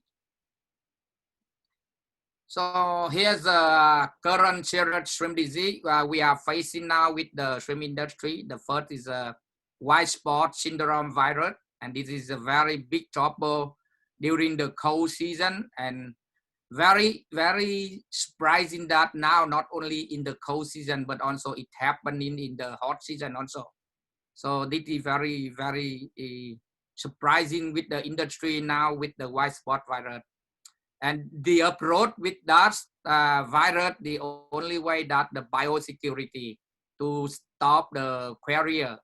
Sorry, the video of the panel cover the slide, so maybe some of you will not see on the right part, but I will explain it.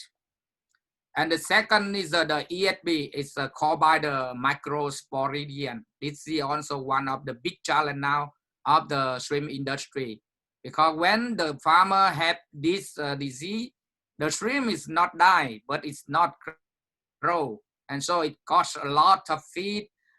All the labor cost and every production cost come up, but the shrimp not grow. So that's the big issue. And it starts now in the Southeast Asia, in Vietnam, in Thailand, even in the Indonesia and India. So also one of the big challenges. And the third one is the ASB and we call the EMS. It's called by the Vibrio parahemolyticus, and only those Vibrio parahemolyticus have the gene we call the PR and PP that can cause toxic to the shrimp and can cause mass mortality. And the last one, in fact, we have any shrimp, but these four are very big challenge now. The last one is white fishy. The white fishy can start with the even ESB, or we often see the white fishy start with the vermiform or gregarine parasite, And at the end of the day, when you see the white fish already in the pond or in the feeding tray, that already bloom of different vibrio. So at the end of the day, when you have the bloom of the different vibrio, it's already white fishy. But in fact, the root cause could be come from the vermiform, from the gregarine, or even ESB. So that we observe in the field. And so for ESB, it's a spore, it produces spore. So it's very challenging to stop. Even you have to screen the BL free from ESB from the hatchery, but you still need to have the solution at the farm by building up the big reservoir and depth, very deep reservoir to try to settle in the spore, and then filtering the water through the different filter pond or different component to screen out the spore in the water source. So that's one of the solution to can reduce the ESB problem. For white fishy, as I say, you may have to also, you need to also control the vermiform and the gregarine at the beginning. However, the vibrio seed is the most important, the most dominant at the end of the day of the white fishy. So good water management and gut health to reduce the vibrio loading, that is the approach for the white fishy. So now I will come to one by one the approach to reduce the shrimp disease. This is one of the slide I show you different culture system. So on the right side you see the earthen pond, but on the left side you will see the lined tongue or the lined pond with better environment and much more controlled and biosecurity. And we have in the survey in the Mekong Delta and even in the central of Vietnam, we see that the earthen pond now is a very high risk, and the farmer only gets 30% of the shrimp culture in earthen pond. Why you compare with the lined pond or the lined tongue, it can get me 70% successful rate. So why?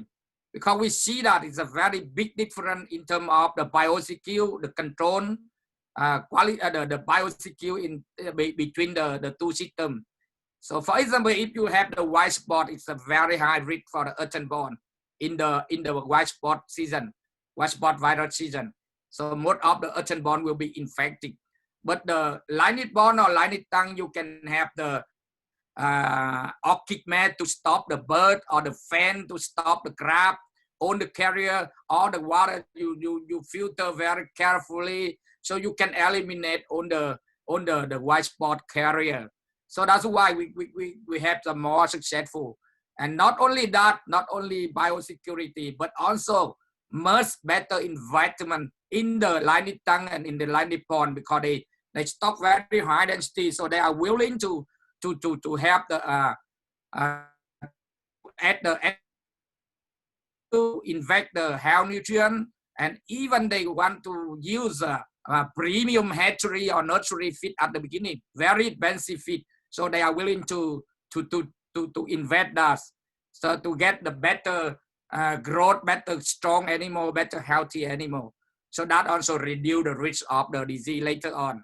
And they also willing to use high growth genetic sort to shorten down the culture cycle so that they can reduce the risk.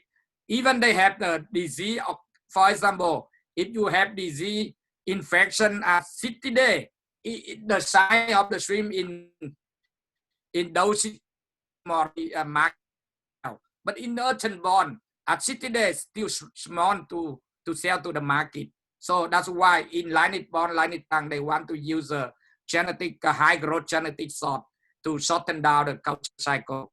Or even they can longer cycle to get the bigger size, to get better profit. So now because of the bigger size, the bigger profit, now we see that. So this is one of the design of the very common design now in Mekong Delta and in Thailand also. We see the biosecurity for the lined tongue or lined pond, that people need the very big reservoir to get the water from the river, and that reservoir, very big one, very deep one, to settle out the spore. So, and then the water surface flood to different tilapia pond, and then at the end of the day, they will treat with the BAC or KMN04 and then chloride before they use that clean free vibro into the lined pond and lined tank for shrimp. And at the way some farm they discharge into the environment, that the big issue now. But some farm already practice with the biogas or the biofish treatment before they can recycle it, that some of the part of that water or before they discharge into the environment. So another system that we also see the development of this treatment, water treatment in the Mekong Delta, that we call the quick treatment, water treatment. So it continuously treatment. So again, here the water from the river can go into the big reservoir tank, Rabon, to settle out on the solid matter and the spore, and then it continuously go through the PAC and KMN04, and then it go to different filtering component before they can treat with the chloride. Also continuously treat with the chloride before entering to yield for the shrimp tank. And then the wastewater can also go back to biogas or bio-treatment pond before they can reduce some part of the water. So this is two model of the farm design, very popular now in the Mekong Delta of Vietnam. So that's what I talk about, the biosecurity and screening, the filtering to get to eliminate the carrier. And now I go to the farm management to reduce the shrimp disease. So the very important for the key factor in farm management is dissolved oxygen. So if you go to Google or several aqua university teaching us that how much, if you type how much dissolved oxygen for the shrimp, you will see only 4 milligram per liter. But that doesn't mean it's wrong. It is for shrimp only. But now we talk about the dissolved oxygen is for the shrimp pond, not only the shrimp. And that study is 30 years ago. So during that time, very low stocking density and the protein diet also low, and also stocking density very low. So loading, organic loading very, very low. So dissolved oxygen 4 milligram per liter is okay. But today, no. The shrimp pond including high stocking density, too much organic loading, and also 100% of farmers using the probiotic. And probiotic is heterotrophic bacteria. It also needs the oxygen. So oxygen for shrimp, oxygen for the bacillus to multiply, oxygen to degrade or oxidize of the organic matter. So oxygen need to be higher for 4 milligram per liter. So to me and my experience is should be minimum 6 to 8 milligram per liter. And in terms of the farmer, we transfer that into 8B, the power. So normally 1 metric ton of shrimp, you need minimum 3 8B. If you convert that into the farmer language. And dissolved oxygen not only for dose of function, but also you see here as one of the reaction when the bottom of the pond depletes of the oxygen. There will be another vibro, anaerobic vibrio, we call the sulfur vibrio. It can bloom when the dissolved oxygen in the bottom depleted. So it can produce sulfide, and it's very toxic for the shrimp. And we see that most of the successful farmer, they install power with the 10 to 32 8B per 1,000 square meter. It's very high, depend on the farm, depend on the stocking density.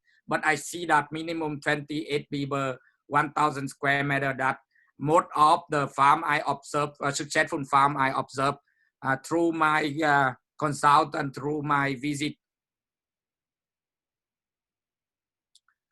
And another, after the additional oxygen, another key factor I would like to share that the high alkalinity is also very, very important, because you know, the bacillus we add in the pond, it's a heterotrophic bacteria, and this is the reaction of heterotrophic bacteria.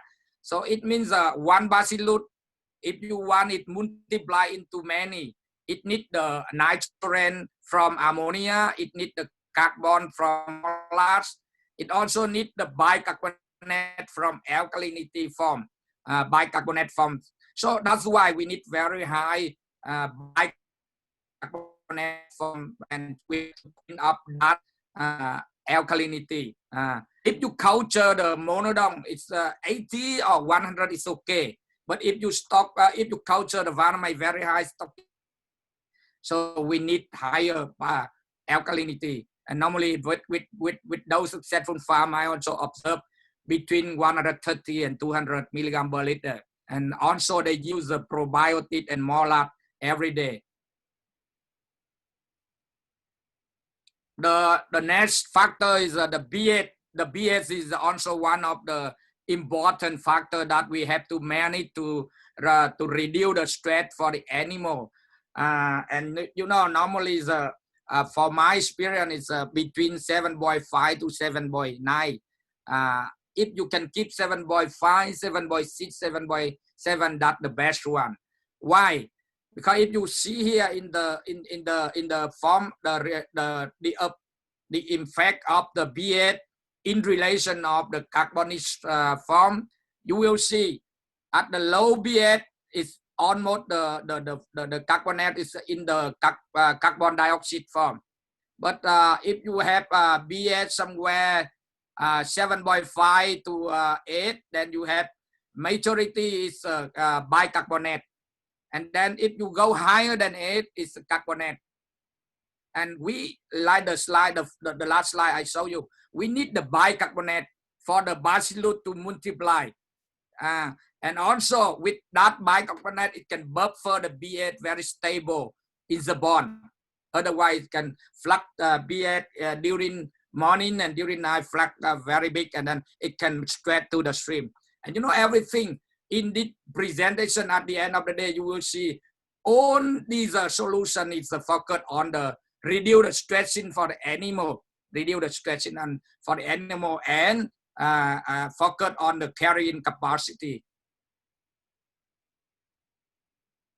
So the next that you need to control the bottom organic matter, and this is one of the very common practice now for the lignite tongue and lignite bond in Vietnam, in Southeast Asia. Again, everything comes from the organic matter that pollute the pond. Then that's why now the system, the rowdy tongue is more successful than compared to the lignite pond or compared to the earthen pond. Because the rowdy tongue, you can circulate all the way and then you can discharge it out. And for the cleaning, for the cleaning of organic matter at the bottom, you need the cleaning system like the siphoning system. But you have to maintain the cleaning. It means if you clean only one time, it doesn't work very well. You need to maintain cleaning 24 hours cleaning, and you do clean. For example, if you have cleaning system, you maintain cleaning, but when you ask the worker go to the pond, the bottom pond, and you still see, if you still see the organic there a lot, it means that your cleaning system doesn't work well. You have to adjust it to make sure it's clean. So only the cleaning of the bottom you need to pay on those attention. And in terms of the, again, I already mentioned about not only the farm management in terms of dissolved oxygen, alkalinity, pH, but also in terms of the nutrition. And here are some of the suggestions for the approach to reduce the shrimp, because if you the approach is if you have the strong shrimp, better growth, better healthy, it can get overcome the problem. So here in Vietnam, we also see that if you yield premium and high quality protein feed for the starter at the nursery, you are not only benefit for that phase, but also later phase. In the grow out or in the finisher, the shrimp grow much better. If you do not invest in the nursery phase, you will see the consequence later on. And also not only that, we also see people top dressing with the mineral or with the vitamin, and we know that mineral vitamin also health nutrient. So, and then I will talk about the health nutrient and healthy also help in terms of reduce or improve the immune system and reduce the shrimp disease. Or the functional raw material for the gut health. Dr. Ravi Kumar already mentioned on the functional feed. So here I show you some of the hatchery feed they use at the nursery. You can see here the protein is 45, or here protein 55%. Yes, the high protein, like Dr. Ravi Kumar mentioned, is a better growth. But in fact, the quality of the protein is more important. And at the starter, it needs high protein. Up to 1 gram, you need minimum 45. Normally 50% protein that can work for the 1 gram, or even up to 3 gram. It still need high protein diet, high quality protein diet. And you see at the nursery, they not only use the high quality protein diet, they also top dressing with the liquid vitamin or L-amino acid. And also they use different macro and micro mineral to add in the water to boost the healthy of the shrimp cell. So in terms of the health nutrition and healthy, my knowledge and my experience in shrimp nutrition, there's my suggestion for the formulator, shrimp formulator, need to consider first cholesterol and or phospholipid, and nucleotide and carotenoid, choline, chloride, L-amino acid, especially taurine, glutamine, and methionine. Organic acid, we know that commercial organic acid in the market, it works well for the livestock and for the fish, but for shrimp, no. We tried that, we observed that for several years, and now farmers do not accept those organic acid because it's a little bit stronger for the shrimp, because shrimp very primitive animal.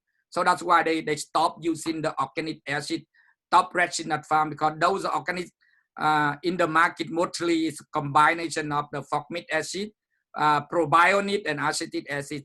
So that work well for livestock and for feed, but not for shrimp. And we see that the fermented protein with the lactobacillus, that is okay for the shrimp now. And with the metabolite, some of metabolite, short peptide, really during the fermentation, that help a lot for prevent the gut disease. Especially we have to see some of the amino acid also through the fermentation, like the glutamine, it help to fight some study already showed it's a help in the anti-inflammation of the gut disease caused by the vibrosis. So here's some of the picture I took and I show here to show you that even in the feed mill or in the farm, they use some of this product for the shrimp, like nucleotide or the beta-glucan or mannan or astaxanthin. Those are considered for to improve the shrimp to fighting the stress and also improve the immune system.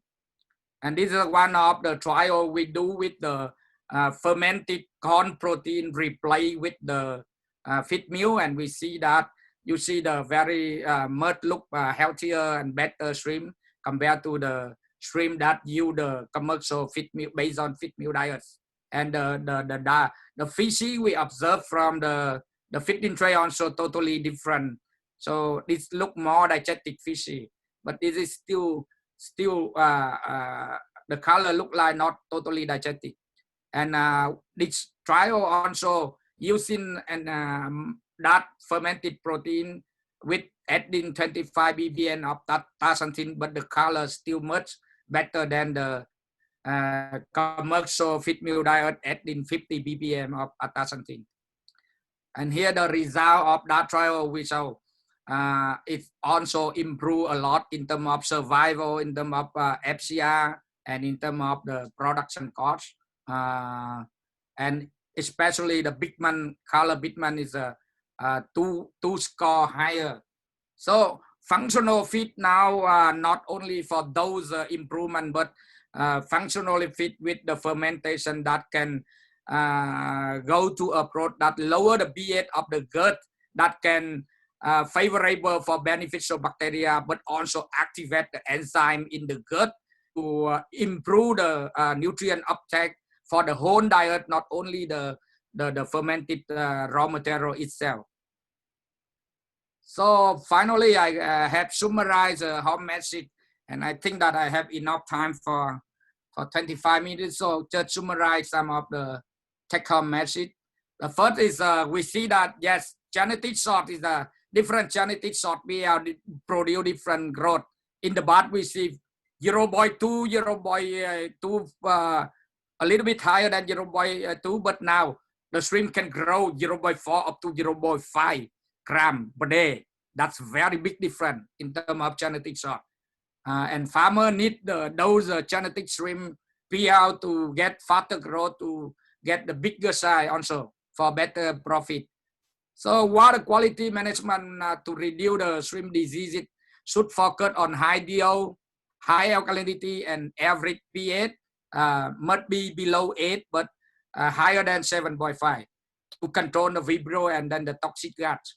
And you need to use the probiotic and molat to control the pH, ammonia, hydrosulfide, and using the premium feed for nursery phase and top resin even with the liquid vitamin and L-amino acid and mineral to boost the shrimp health in growth in both tree and later phase.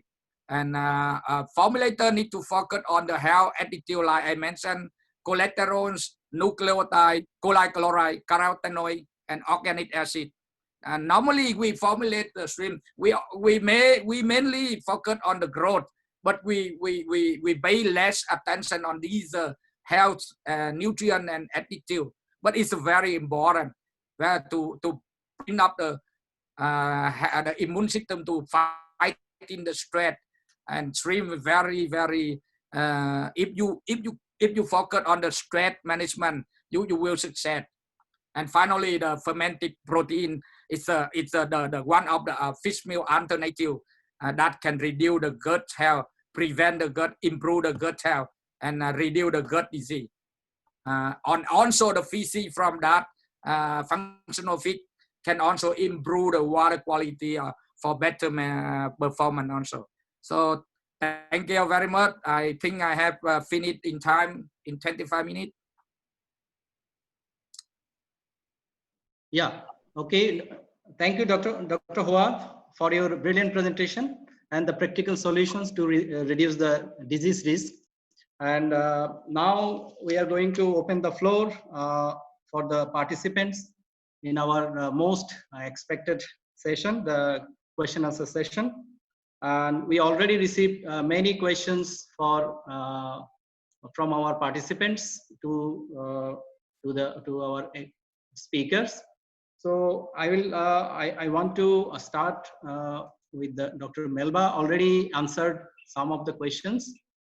I think I'll go for Dr. Melba for one additional question.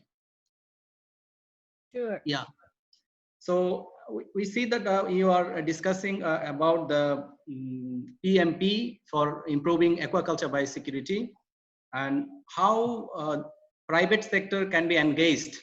How private sector can be engaged with this PMP, please. Okay. Thank you very much for the question. If you remember some of the slides that I showed you, one of the approaches that we are going to use for the PMP is this public-private sector partnership. Yeah. You know, for the last 3 decades, the situation, the disease and biosecurity situation in aquaculture is getting worse. Okay, and we cannot put our finger on any one entity because different entities have different mandates, they have different objectives, but the problem is that there seems to be a lack of partnership and cooperation. That's why we are in this situation. So within the PMP, it provides a strong platform for engagement with the producer sector because if you remember that in the different stages, the biosecurity action plan is which is commodity based, is the one that will serve as gateway passes to move from one stage to another. And the development of this action plan, biosecurity action plan, should be done by industry stakeholders and governance authorities. And I have been reminding over and over that we need to work together. One entity or one sector cannot do it alone because of the transboundary nature of the disease. There was one question where all these diseases originated.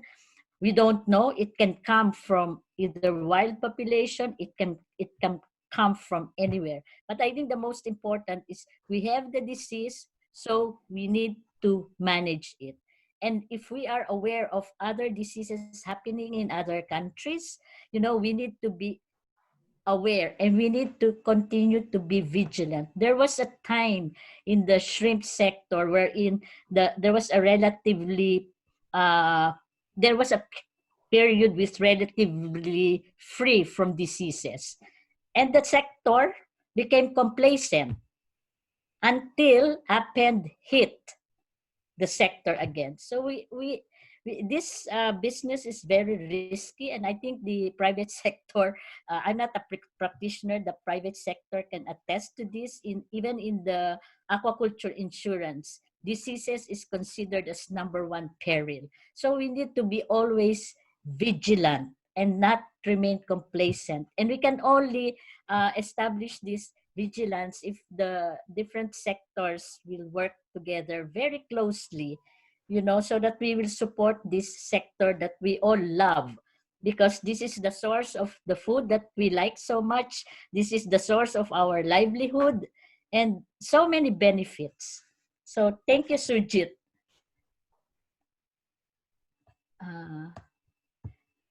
INFOFISH webinar. And I'm quickly moving to our next presenter, Mr. Marcel. Mr. Marcel,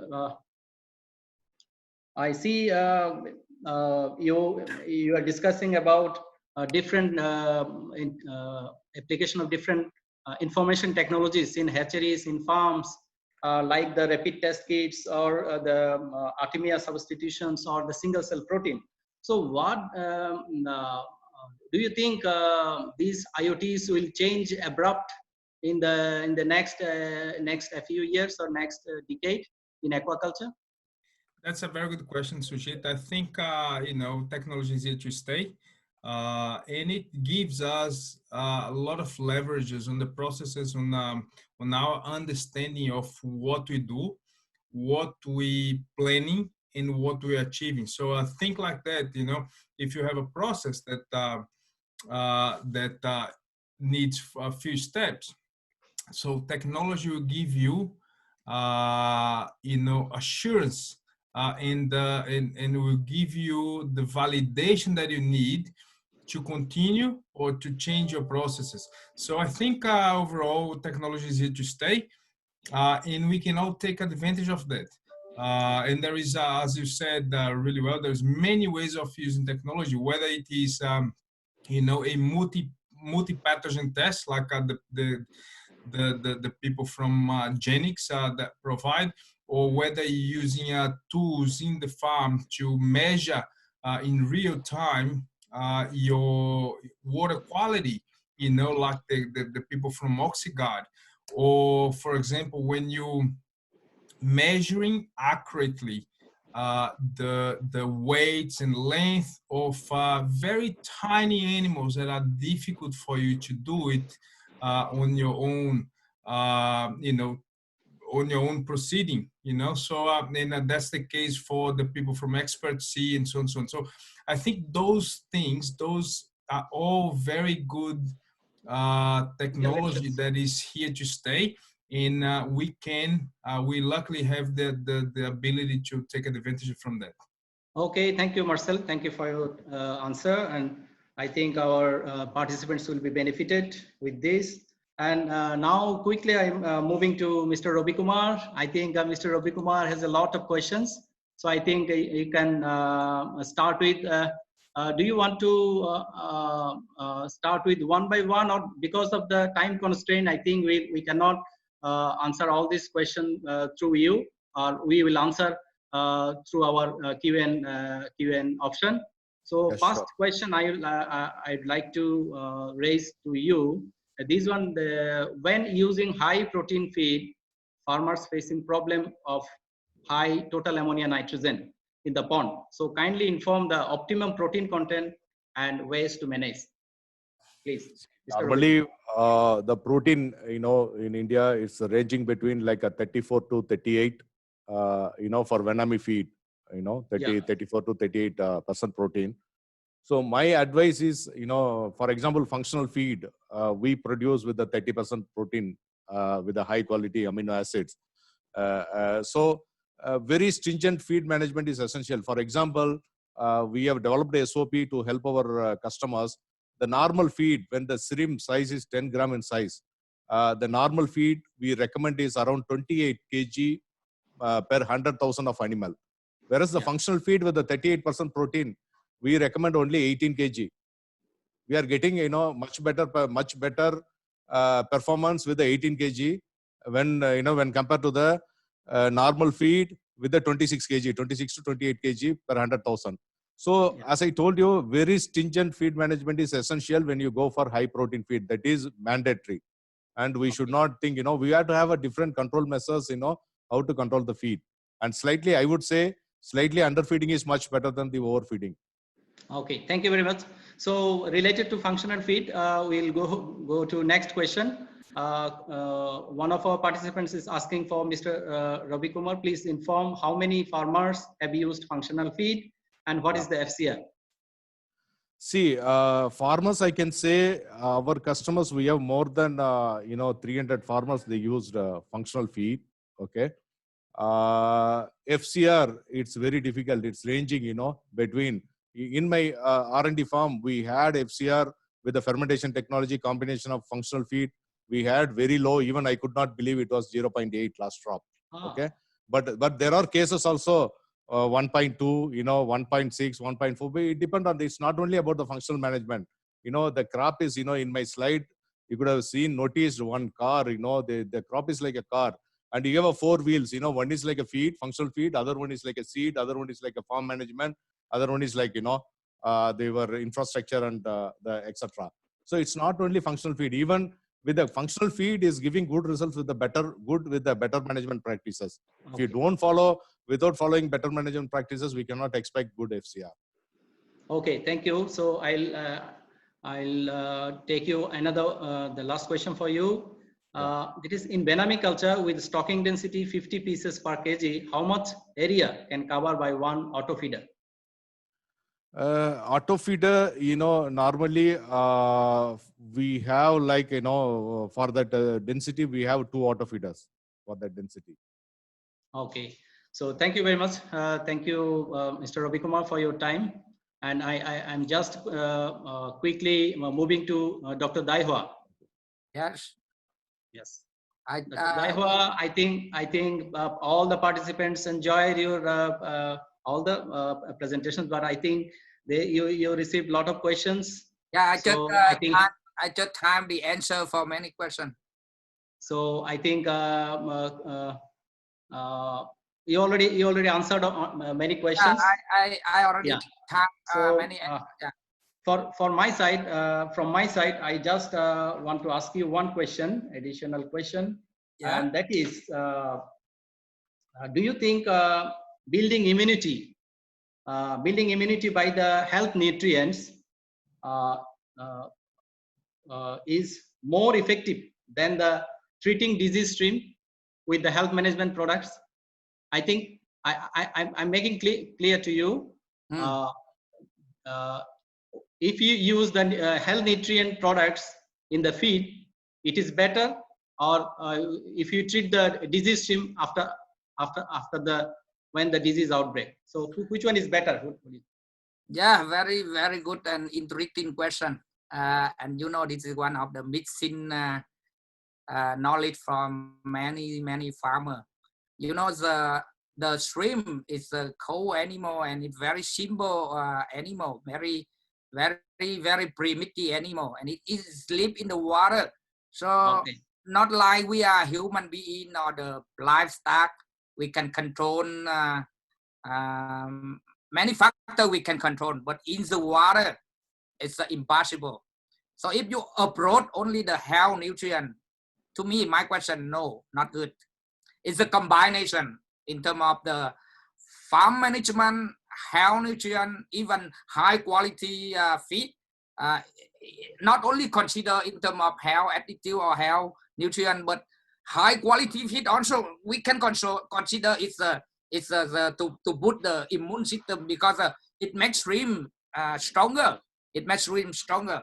So it's a combination both health, attitude, nutrient, and high quality protein. For example, if you formulate like back to the comment, the talk from Dr. Ravi Kumar, high protein, it doesn't mean that we see that it's higher protein, but if the, let's say you have 40 protein, but digestibility because of the quality of raw material, so digestibility, let's say 90%, but you have 42 protein, but digestibility only 80%.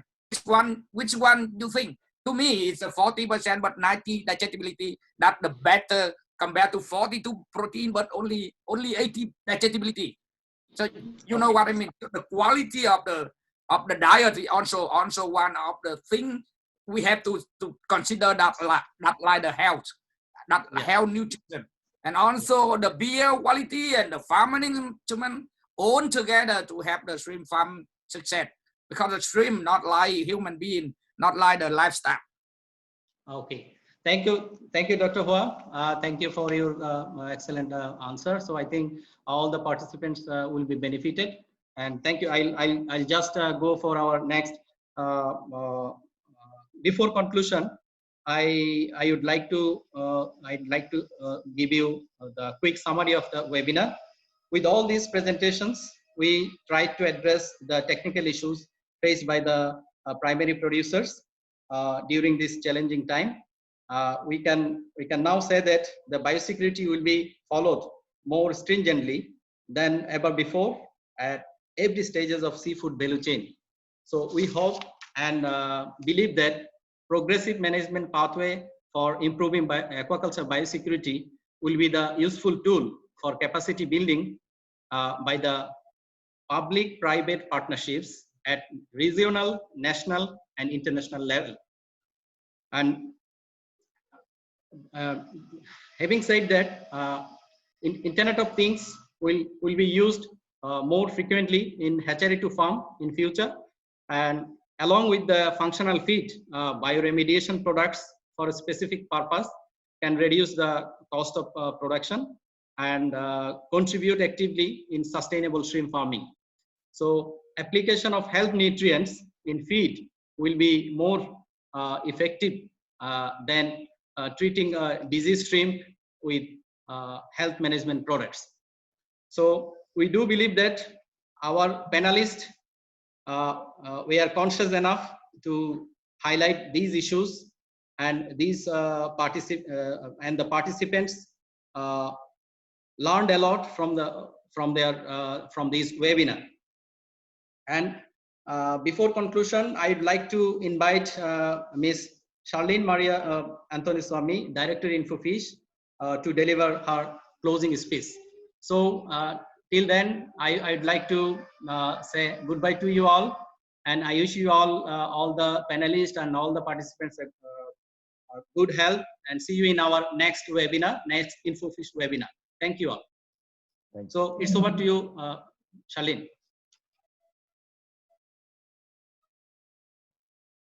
Thank you, Sujit. And thank you very much to everyone. Is it clear?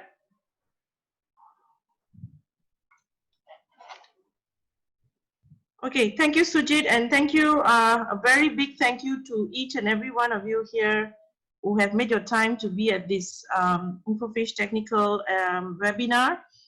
And a special thank you to each and every panelist present here, Dr. Melba, Riantaso, Mr. Marcel Boaventura, Mr. Ravi Kumar from Roel, and Dr. Daihua. Thank you very much for your time and for sharing your experience. And I think it was a very interesting webinar where we were able to see the updates, not only get informed on assisting us to make our decisions, but also how we can adapt to the current situation. A very special thank you also to Growell Foods for being the sponsor for this event. I believe there are some of the questions still coming in, and we hope that you'll be able to get the answers from the panelists themselves. If you can just hang on a couple of minutes, and we will tend to those questions. Thank you very much again, and looking forward to seeing you again for our future events. Do look out for InfoFish updates. Thank you very much. Bye. Thank you. Thank you very much.